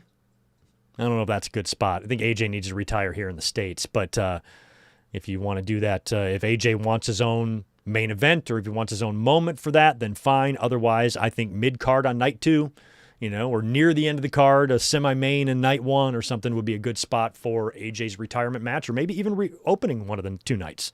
You never know. But yeah, AJ and Gunther at WrestleMania, I'm kind of hoping we get. But if that's going to happen, then what does Brock Lesnar do at WrestleMania? You know, it might have to be Gunther and Brock. I don't know. We will see. Also on Raw, we had the Usos defeating the New Day. Not a very good match there. Maxine retained her Intercontinental Championship, defeating Ivy Nile. We also had Stephanie Vaquer and Raquel Rodriguez going to a no contest when Nikki Bella interfered and attacked both of them. We also had the CM Punk promo on Braun Breaker, which I thought was good. Punk has not been seen since the Survivor Series, and Braun Breaker, of course, has had a lot of things to say about CM Punk on TV, on Raw. This was Punk's chance to bark back, and Punk was Punk. You know, Punk does not have to take a backseat to anyone when it comes to back and forth on the mic, and it was a terrific, tremendous promo by CM Punk that I really enjoyed, as he called out Braun Breaker and all the things he said about the Steiners, saying that brains doesn't run in the family, and oh my God, it was so awesome. So he did not hold back in that promo, and I thought he really got a little bit of revenge there on Breaker for some of the things Breaker said when he mentioned AJ Lee and whatnot. So Punk said, "You mentioned my wife again, and I'm going to fucking destroy you." And we would not see the last, or this would not be the last we would see of Punk, as he would show up later on in the main event when it was Rey Mysterio taking on Logan Paul.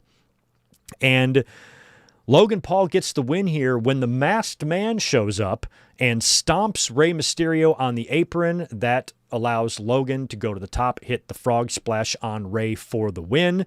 And after Logan Paul beats Rey, CM Punk shows up to run everybody off, and the Masked Man runs into the crowd, takes the mask off to reveal himself as Austin Theory. So as expected, Austin Theory here is under the mask, and I thought this was a good reveal to do because, like I was saying prior to this, if it's going to be Austin Theory under the mask, you don't need to drag this out for 3 months, because it's going to be kind of a letdown if you let this go for months and months and then he reveals himself to be Theory. That's going to be a letdown more than a surprise. So letting us know that it's Theory now, I think, is the better way to do that. And it's very possible that he's not the only masked man. And I think it's going to be an angle where there's going to be more masked men. Now that Theory is unmasked, we are going to see some stuff on Monday night. I did read the Raw spoilers, and there is a discussion that happens between the Vision and Austin Theory, and Austin Theory is involved in the main event of Monday's Raw, according to the spoilers anyway. But in terms of him being under the mask, I'm hoping and I'm guessing that the Vision, this angle with the Vision is going to continue, and we're going to see another masked man appear somewhere. And maybe that masked man could have a major effect on the January 5th title match between CM Punk and Braun Breaker. And I think it could go a couple of different ways here. Now that the masked man has been outed, on January 5th, I could see a scenario where Austin Theory is a part of the show, and we're seeing Austin Theory. Maybe he's even at ringside for Punk versus Breaker. Maybe he's out there, and then another masked man shows up to cost Punk the title. Or maybe Punk has a masked man of his own that shows up and helps him retain the title. Because one thing I think we might see at WrestleMania is CM Punk versus Cody Rhodes. And in order to get there, Punk is probably going to have to drop his title. But we've also heard reports of Braun Breaker being the whiteboard favorite to win the Royal Rumble, which makes us think that Punk could survive January 5th. So maybe Punk survives January 5th, maybe due to Roman Reigns. I think that is a very likely possibility if the scenario that I think they might do happens. Punk has got to survive January 5th somehow. So how is he going to do that? I don't think he's going to beat Braun Breaker clean, since they have such big plans for Breaker, and apparently he's somehow the favorite for the Royal Rumble, even though he's got a title shot prior to the Royal Rumble. So if he's not going to win on January 5th, how is he going to lose? How is Punk going to survive? So I think maybe you got another masked man out there, or you've got Austin Theory out there. Reed, obviously, all of the Vision. Maybe Punk receives some help from Roman Reigns. Maybe it's Roman Reigns showing up, spearing Braun Breaker, allowing Punk to GTS Braun Breaker and retain the championship. And now Braun Breaker blames Roman Reigns, right, for the loss. Breaker enters the Royal Rumble and winds up winning the Royal Rumble. And CM Punk, who had his ass saved by Roman Reigns, Roman said, hey, you wouldn't even be champion if it weren't for me coming out to help you out. The least you can do is give me a title shot at the Royal Rumble. And it's Roman Reigns versus CM Punk for the title at the Royal Rumble. Punk beats Roman. Breaker wins the Rumble and challenges Roman to get revenge on Roman for taking his opportunity away from him. Roman is holding the belt that Breaker should be holding, because he had the match on January 5th against CM Punk, and Roman screwed him out of it. Now Roman's holding that title. Breaker wins the Royal Rumble. Breaker wants Roman. Where is Elimination Chamber? What city? What city? Chicago. CM Punk wins the Elimination Chamber, challenges Cody Rhodes at WrestleMania. Those are the matches I would prefer to see. It's not a prediction. It's not a spoiler. This is just what I want to see. I would prefer that over Breaker and Punk again at Mania, and I would prefer that over Cody and Roman 3. I want to see a rubber match between Cody and Roman. I don't know if I want it at this year's WrestleMania. Maybe SummerSlam. But those two matches, Breaker and Roman and Cody and Punk, those would be money, and that's what I'm hoping we see. So we had Punk getting annihilated by Braun Breaker to kind of close out the show on Monday. Now, of course, on January 5th, it's Punk and Breaker for the title. It's also the Kabukis putting their belts on the line against Rhea Ripley and Io Sky on January 5th as well. And then this coming Monday's December 22nd edition of Monday Night Raw was taped last night. So I think they did another double taping. Is that what they did? They taped Raw. They taped Raw and this week's SmackDown last night. It's so confusing. Yeah, so I think Raw and SmackDown for next week were both taped last night, I think, is what happened. So reading the spoilers, and this show is going to air in 2 days on Monday. As I'm reading them here, I'm not going to share anything with you. We get Asuka versus Rhea Ripley, it looks like. We get Javon Evans versus Rayo Americano. We get Bayley versus Roxanne Perez. And we're going to get Austin Theory and Bronson Reed versus CM Punk and Rey Mysterio in the main event. We have a Gunther promo, it looks like. We have the Vision interacting with Austin Theory. We've got a Becky Lynch promo as well. And we've got some matches announced for the following weeks, the 29th edition of Monday Night Raw. So, yeah, if you want to check out the spoilers, they're available online. You guys know how to use the internet, right? You know how? You know how, right? Yeah. Look up the spoilers if you want to read them. All right, let's see. Let's talk about last night's SmackDown. Last night's SmackDown, very, very little to talk about on the show. I barely even watched it. I wasn't interested in it. It was taped prior to Monday's Raw, apparently, and I had already read the spoilers, and it was a whole lot of nothing, man. I guess we'll start off with Cody. So Cody cut a promo because earlier on in the week, I don't know if you guys saw it, but they did a segment that I guess just aired on, social media or YouTube or something? Where did this air? But it wasn't last night on SmackDown. It was a few days ago where Cody Rhodes invaded Drew McIntyre's home. So Drew McIntyre is like doing a sit-down interview at his house with Nick Aldis, and then Drew on his phone sees a security camera from the front of the house, and he sees Cody showing up. What the hell, man? You set me up. And then Cody shows up, and they're brawling, and it was, I don't know, another home invasion. The home invasions are always fun, right? So there was a big brawl there. Cody comes out to the ring last night. Nick Aldis follows him out there to tell him that because he is a home invader, that he is not allowed to lay a finger on Drew McIntyre until their championship match happens. And if he does attack McIntyre, he will be stripped of the WWE title. Now, we already know the match is going to happen, Cody and Drew, January 9th, first SmackDown of the year, or almost the first SmackDown. I guess it won't be. Second SmackDown of the year, I guess. But the January 9th SmackDown is when that match is going to happen.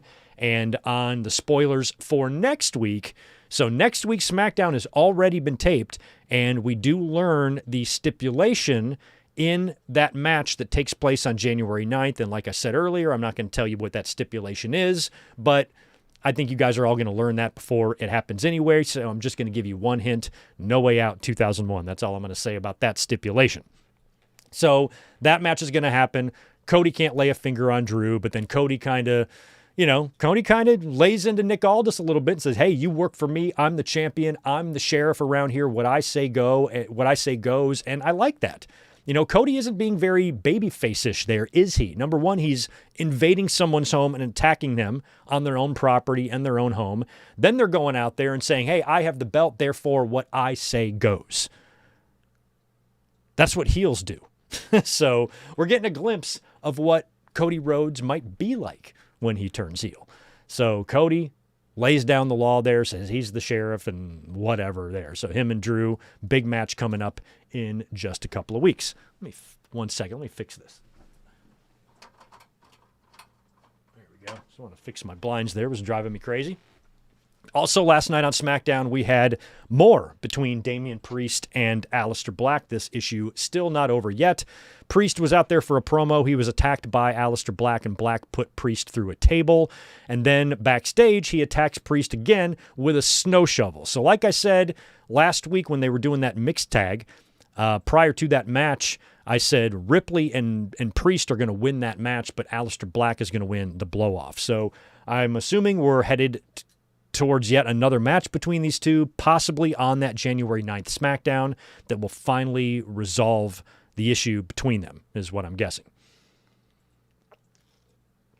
We also had, I guess in a non-title match, Lash Legend and Nia Jax. They defeated the Kabukis. Alexa and Charlotte run in after the match, of course. They want their shot at the tag team titles as well.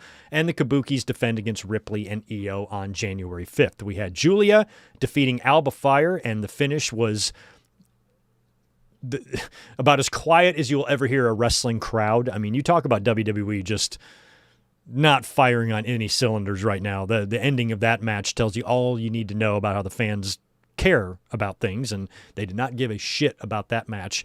The Dragunov and Carmelo Hayes match against DIY was good. Hayes and Dragunov picked up the win there, and big spoiler for next week. You guys can read them. Like I said, you just have to know how to use the internet. If you're watching me, I assume you know that. So look them up if you want to know. Big spoiler involving two of these four guys next week on SmackDown. That's all I'm going to say, but look it up if you want to know. And finally, and don't spoil it in the chat, please. Be respectful of that. The main event was Wyatt's and MFT's tag team title match. No contest, just a fucking schmoz, and it was crap. So last night's SmackDown was simply a wrestling show that aired on TV. There's nothing else to say about it. There was nothing that stuck out. No earth-shattering news, nothing like that. Very uneventful SmackDown last night. And it looks like next week's is a little bit more eventful. We're going to get a Christmas street fight next week. We're going to get Charlotte Flair versus Lash Legend. We're going to get someone from the NXT roster who is now permanently on the main roster. He's going to be on the show next week. Like I said, big spoiler, big title change next week as well. We get a tag match involving Julia and Kiana James versus Alba and Chelsea. And we've got a big segment with Drew McIntyre and Cody Rhodes where they're going to lay out the stipulation for their January 9th SmackDown match.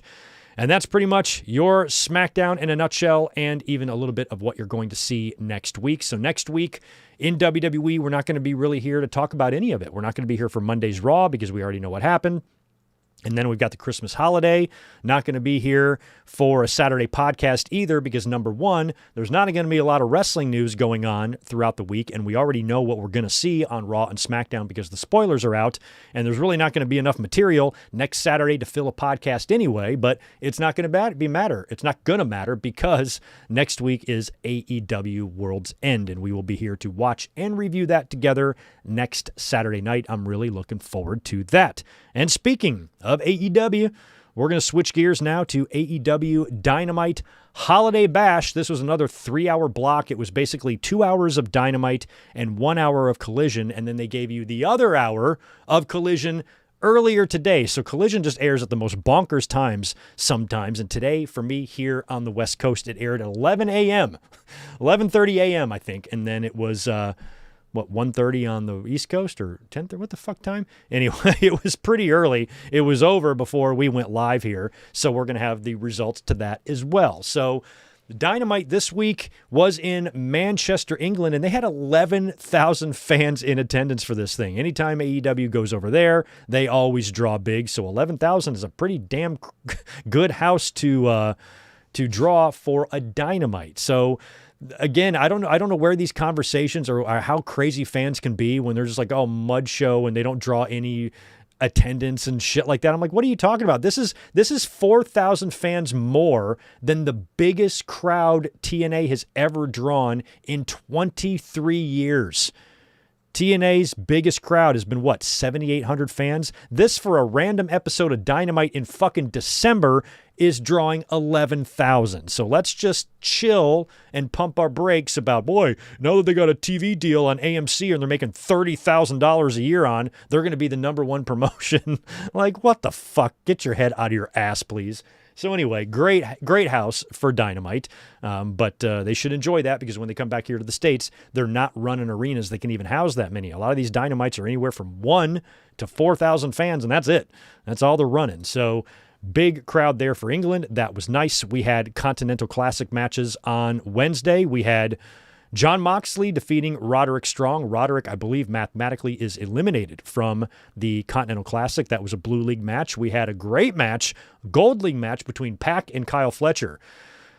If you like wrestling, this is one of the best times of the year to be a wrestling fan. It really is. This is a really fun tournament. I cannot say enough good things about this tournament every year. Every year it provides really good quality wrestling.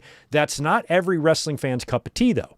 A lot of wrestling fans don't give a shit about tournaments, or maybe they find this uneventful or boring or whatever, and you have every right to have that opinion. You might prefer the stories or, or non-tournament style matches or whatever.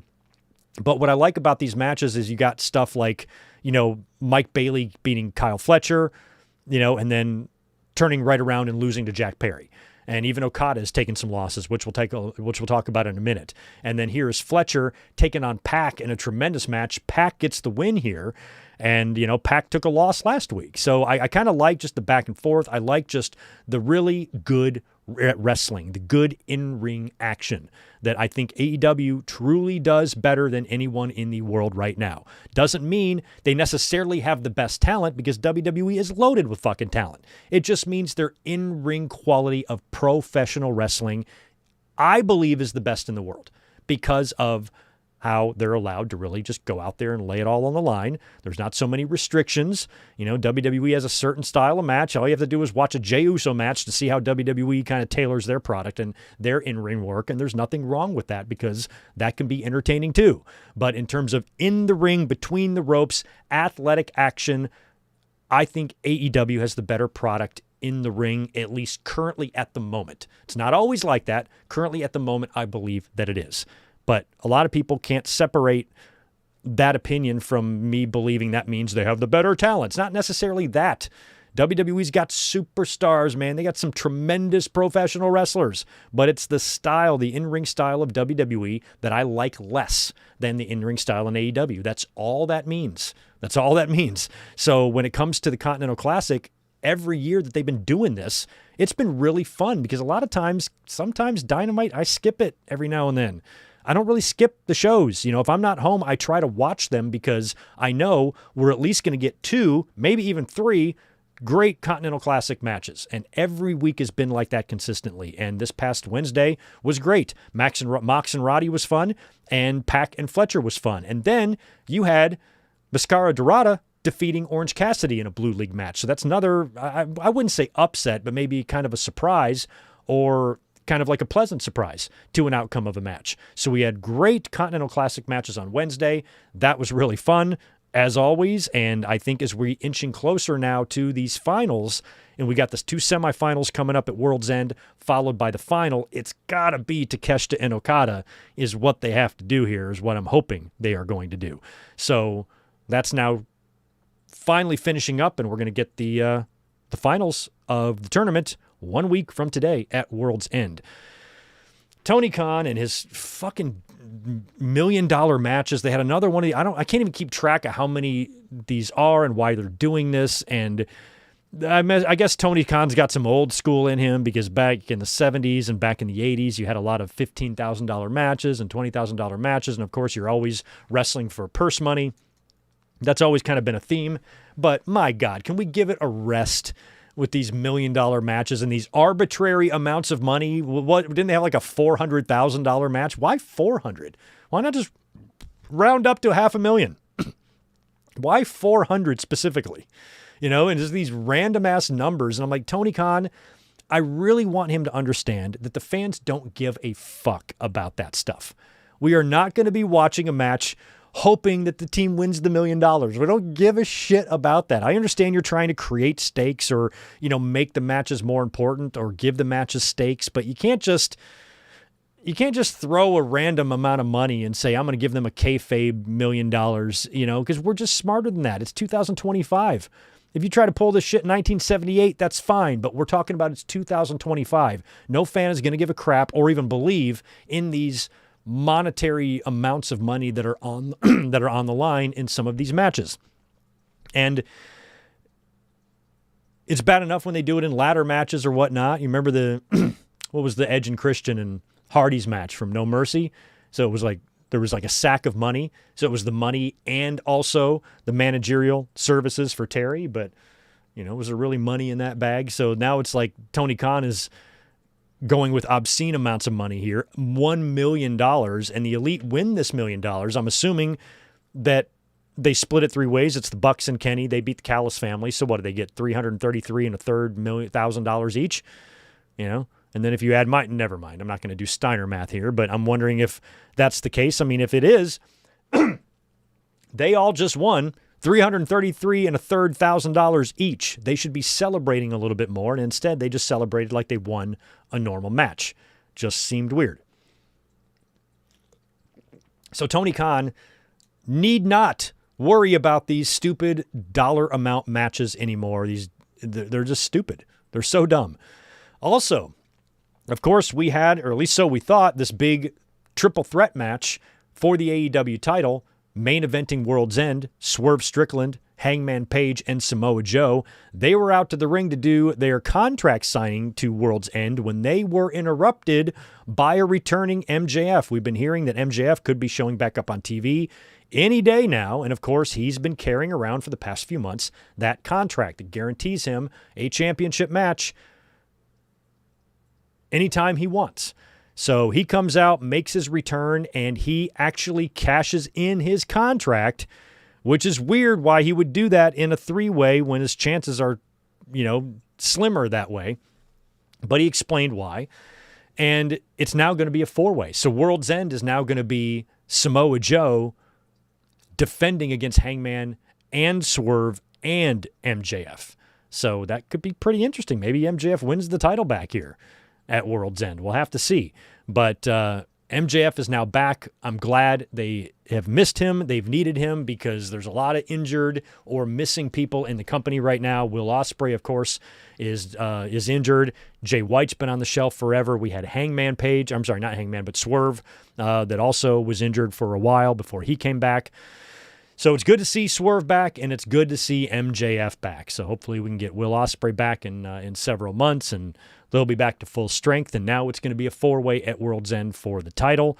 And I'm not really sure yet who I'm going to predict to win that, but I'll be up for predictions later on in the week ahead of World's End next Saturday. We also had Mercedes Moné and Megan Bayne and Marina Shafir and Athena. They defeated the Babes of Wrath and the Timeless Love Bombs in an 8-woman tag on Wednesday night. And we also had the Dynamite Diamond Ring Battle Royal. So this might be the first year that MJF isn't going to defend the ring. So it was Ricochet and Bandito were the final two. So Ricochet and Bandito will meet next week on Dynamite for the Diamond Ring, which I believe is the Christmas Eve edition, which I don't know if is going to be taped or not. I did not look into that prior to this podcast. I'm sorry. I don't know if Dynamite is taped on Wednesday or if they're going live with that. I don't really know. And I'm sorry for not knowing. I meant to look into that, and I forgot to write it down. Also on Wednesday night, we had Jamie Hayter defeating Isla Dawn. Always good to see Isla Dawn. I think she's awesome. I kind of had pitched Isla Dawn as to be the replacement on AEW for Mariah May, because I feel like she brings a lot of that kind of sexual energy. She's really funny, and I think she'd be a good character, like in a role similar to what Mariah May had in the company. But she took a loss here to Jamie Hayter, and of course, Jamie Hayter also has a title match at World's End. And then we had Collision airing today. So Collision was already taped. I read the results a couple of days ago for this. I guess this would have been maybe Wednesday. Yeah, because I guess on Wednesday they did 2 hours of Dynamite, then a final hour of Collision, and then they taped another hour of Collision that didn't air until today. Do I have that right? Is that what they did? So this aired today. It was just 1 hour long. We had Jack Perry defeating Speedball Mike Bailey in a Gold League Continental Classic match, and a big upset in the Gold League. Kevin Knight defeated Kazuchika Okada. Beat him. So I'm hoping that that's just a nice way of giving Knight a great victory, because Okada, I think, is going to be in the finals against Takeshita even with this loss. So mathematically, if they realized or felt that they can give Okada this loss, it won't really matter because he's going to be going on to the finals anyway, and it's a big victory for Kevin Knight. Gives him something to, put a feather in his cap, so to speak. So that was cool. And also, a big title change happened. We had Mercedes Moné coming out for a Rev Pro Open Challenge because they were in Manchester, I believe, right? And it was answered by Alex Windsor. Is Alex Windsor who she beat for it? I don't remember. But Alex beat her for it. Alex wins, beats Mercedes Moné, wins the Rev Pro Championship, and now yet another loss for Mercedes Moné. So I was speculating a lot prior to her downfall that I didn't see how it was going to be possible for her to lose all of these championships. I said, I do not see a universe where Mercedes goes on a 12-match losing tour around the world to a bunch of promotions, facing people that aren't even affiliated with AEW and losing to them. Tony Khan is going to take one of his highest paid stars and send them on a 12-match independent losing streak. There is no universe where I see that being a possibility at all. And a lot of fans were adamant. No, she's got to lose every one of these belts. I'm like, fucking how is she going to do that? Maybe she is, but maybe she's going to do them all in AEW. If she's going to lose these belts, she's going to lose them all in AEW, in an AEW ring, perhaps. I don't really know. Or a Ring of Honor ring, as we saw her drop the TV title to Red Velvet last week. So she's losing. I still don't see how she's going to drop every one of these titles, but maybe I could be wrong. Maybe they actually are going to do this. Now, so far, all of the titles that she's lost have been in AEW environments, either a Ring of Honor or in one of these rings, correct? So it still remains to be seen if she drops any more. And if she does she drop them outside of AEW? Because I just can't see her losing another 9 matches all on the independents. And she might go back to do 1 or 2. I just can't see that being the case for all of them. But at some point, she is going to have to give all of these belts back and hopefully then start challenging for the world title. So she lost the Rev Pro. Congrats to Alex Windsor, who of course is the, I believe, wife, right, of Will Ospreay. Happy for her. And another belt loss for Mercedes Moné. And that leaves us with World's End. So we have so far on the card, like I said, we got the 4-way main event, Joe defending against Swerve, Hangman, and MJF. Also, we have Chris Statlander defending her championship against Jamie Hayter, her AEW Women's Championship, that is. We've got the Babes of Wrath. They're going to be defending their AEW Women's Tag Team titles against Athena and Mercedes. So it is going to be hard to imagine Mercedes picking up another belt while she's in the middle of dropping all the belts. So I feel like the Babes of Wrath are going to have a successful defense here against two of the best women's wrestlers in the world, Athena and Mercedes teaming up. And then, of course, we have the Continental Classic semifinal. Both Continental Classic semifinal matches and the winners of those matches will face in the finals later on in the night, I believe, correct, for World's End.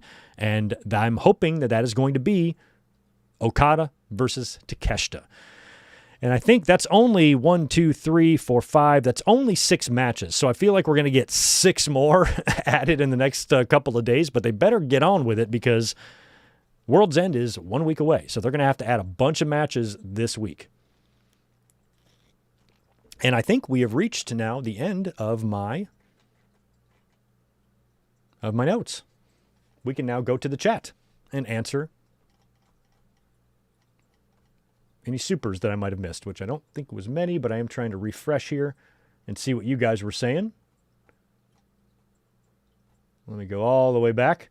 If anybody hasn't hit that thumbs up button yet, if you don't mind, please do that. Appreciate it. And once again, happy holidays. And this was our final wingy of 2025. We're not going to be here for another one because next week we are going to be here for World's End.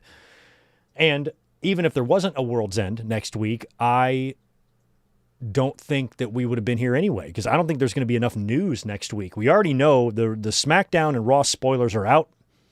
Nothing that earth-shattering. I mean, there's a big title change on one of those shows, but nothing too crazy. And I think the news is going to be light because everybody's home for the holidays and it's just going to be a quiet week. So I don't think we would have even been here next week for a podcast anyway, but we will be here for World's End instead.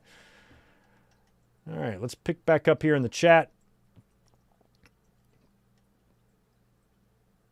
Thank you for all the happy holidays, well wishes there, guys. I'm just scrolling down to see if I missed any supers or... You know what was crazy about Reiner is like Bill Hader was involved in that. I guess Rob Reiner's son, before he killed him, had some sort of argument with Bill Hader at that Conan O'Brien party, man. Yeah, Reiner had a real fucking loser of a son. So sad, too. I haven't seen the new Spinal Tap yet. Elizabeth and I have got to watch that. We were so busy watching Entourage for the past several weeks. I spotted, I got a tweet that kind of went viral. I went to bed. This tweet had 60 likes and like one bookmark. I wake up, it's got over 2,000 likes and 3,000 bookmarks or something. And it was just me talking about Entourage. And when we were watching, it was the season 7 finale. And they're like, Vince is dating like a porn star or something, and she's at a shoot. And in the background, there's a bunch of dudes, like shirtless dudes. One of them's Christopher Daniels. I'm like, holy shit, it's Christopher Daniels in the background there. So I screenshotted it and tweeted him, and he confirmed that it was him and took a picture of himself in the Entourage director's chair and all of that. Pretty fun stuff. So we've been watching that, and now that we're done, I got to get back into movies. We watched a movie called The Menu last night, which was wild. One of my coworkers recommended it to me because I'm a food person in the restaurants. He goes, "Oh, you'd love this. Check that out." But I think we need to watch Spinal Tap, or the new Spinal Tap, just out of remembrance for Rob Reiner, who was tremendous. Also the director of Princess Bride. He was friends with Andre the Giant. Rob Reiner's got a little bit of wrestling ties, and Rob Reiner was the best. So sad. Isaac, what's up, bro? Yeah, crazy the Chiefs won't be in contention for the Super Bowl in quite a while. Meanwhile, my Bears are doing well after a rough 0-2 start to the season. Yeah, I don't know why the Bears are good, Isaac. I'm worried about my Lions, too. I'm not even feeling like they're, I think last year was their chance, and they kind of blew it. So I'm kind of feeling like it's sort of over for the Lions, too, because the Bears and Packers are both good, which I hate. Delayed Grats, thanks for the $20 drop, my friend. Very generous of you. Merry Christmas and Happy New Year. Glad I have discovered your channel this year. I like your wrestling takes and views on life in general. We are aligned, except for the Cena take. Right on. Well, so it's only been this year, huh? I thought you've been with us a little longer than that. But yes, I'm glad that you discovered the channel here. We've had a lot of fun here over the years talking about all sorts of different stuff. And yes, John Cena was a big topic of conversation, especially back in the day.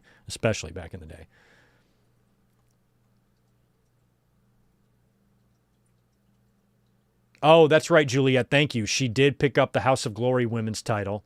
So she's going to have to, that might be one she drops back. Oh, and I meant to mention this. I forgot. Andrade showed up at House of Glory. And of course, our good friend, Monster, Jason Solomon, does commentary for them. And I think he's the commissioner too.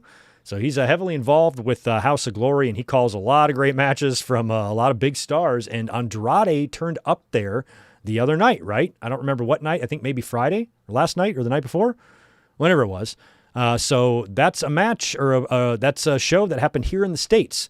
So I'm curious if maybe he's resolved that no compete bullshit with WWE, or if he's allowed to compete anywhere but AEW. We don't know yet, but maybe Andrade's going to turn back up. I forgot to mention that in our news earlier on, and that's my bad. It's my bad. Thank you, We Are Pro Wrestling. I knew I could count on you. Both Dynamite and Collision next week are being taped this weekend. So like right now. Okay. Oh, okay. Thank you, Delayed Grats. Dynamite is being taped right now at the Hammerstein. Okay. Interesting.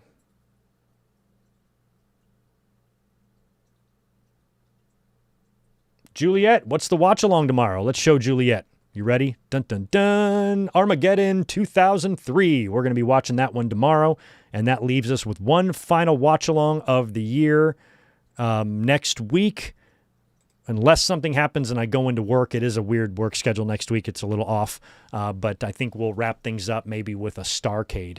And then that's the end of Peacock. And then we got to start doing all of our watch alongs on the Vault channels. We can only watch shit that's available on the Vault channels. So in January, we're going to start coming up with combinations of matches and things like that to watch. We'll watch a bunch of different matches they may have uploaded over there. And we'll just do them one at a time. And we'll do 3-hour watch-alongs, but we'll just do a variety of matches from all different shows and all different years. And I think that'll be a fun kind of project to do in January. And then hopefully by the time we get into February or maybe even March, WWE has started uploading more of their library onto YouTube so we can have access to more of those shows. But that is the plan for the watch along tomorrow, Armageddon 2003. And also, Juliet, because you are late, if you go over to Patreon right now, I'm going to be posting, an official announcement about this, and I'm going to be chopping it up and putting shorts up on YouTube all week. I have started putting the reactions over on Patreon, and it's going to be a free account. So you do not have to pay to access the content that I put on Patreon. All you have to do is subscribe. And I just posted a reaction to the 1987 Slammy Awards that was a recording that I did. I made myself my own personal VHS recording of the show that night in December of 1987, and I react to it along with all of the local commercials from the town that I lived in. So that is up on Patreon right now, and I've also recorded a reaction of the Christmas Eve 1995 edition of WWF Action Zone with Todd and Doc. So that reaction needs to be posted. I just got to render it and throw it up on the Patreon page, and I'm going to be posting more reactions of matches and things like that over there, exclusive for Patreon, and it's all going to be free for the time being, and that video is available right now if you want to check it out, but I will be making an official announcement on social media and over on YouTube to direct everybody to that watch along if they want to check it out, and there will be more to come over there on Patreon. Let's knock out this very generous $9.99 from our boy Vontae. What's up, man? Good to see you, as always. And thank you for the $9.99. I'll use that to pay my WWE network. What's up, Greg? Happy holidays to you and yours. Going to my last PLE ever this year. These shows are way too expensive. Blessed to attend WrestleMania 40 and SummerSlam this year. Happy holidays to everyone, and happy holidays to you. So your last PLE is what, World's End? Is that where you're going? Or you've already gone to your last PLE? Oh, I see what you're saying. Yeah, because they are expensive, especially if you're going to WrestleMania 40 and SummerSlam. Those were very expensive, or 41, you might mean. It's extremely expensive. That's why I didn't go. Vegas is not far of a drive from me, and I thought for sure I was going to go to WrestleMania last year, or this year in Vegas, and I realized that wasn't going to be possible. I'm like, I'm not paying $30,000 to go on a weekend wrestling trip when I can sit right here in the comfort of my own home and make money. So I decided against it, and I probably won't go this year either. I'm just not willing to spend that amount of money. It's stupid.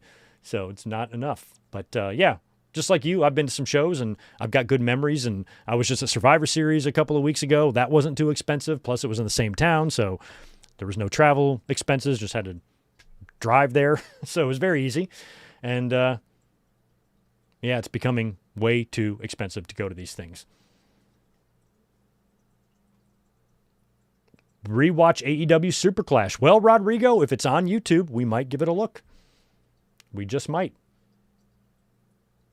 But whatever we watch has got to be on YouTube so we can all follow along easily. Oh, and I did not know Jimmy Hart got his bullhorn back. Thank you for that piece of info, Juliet. That's cool.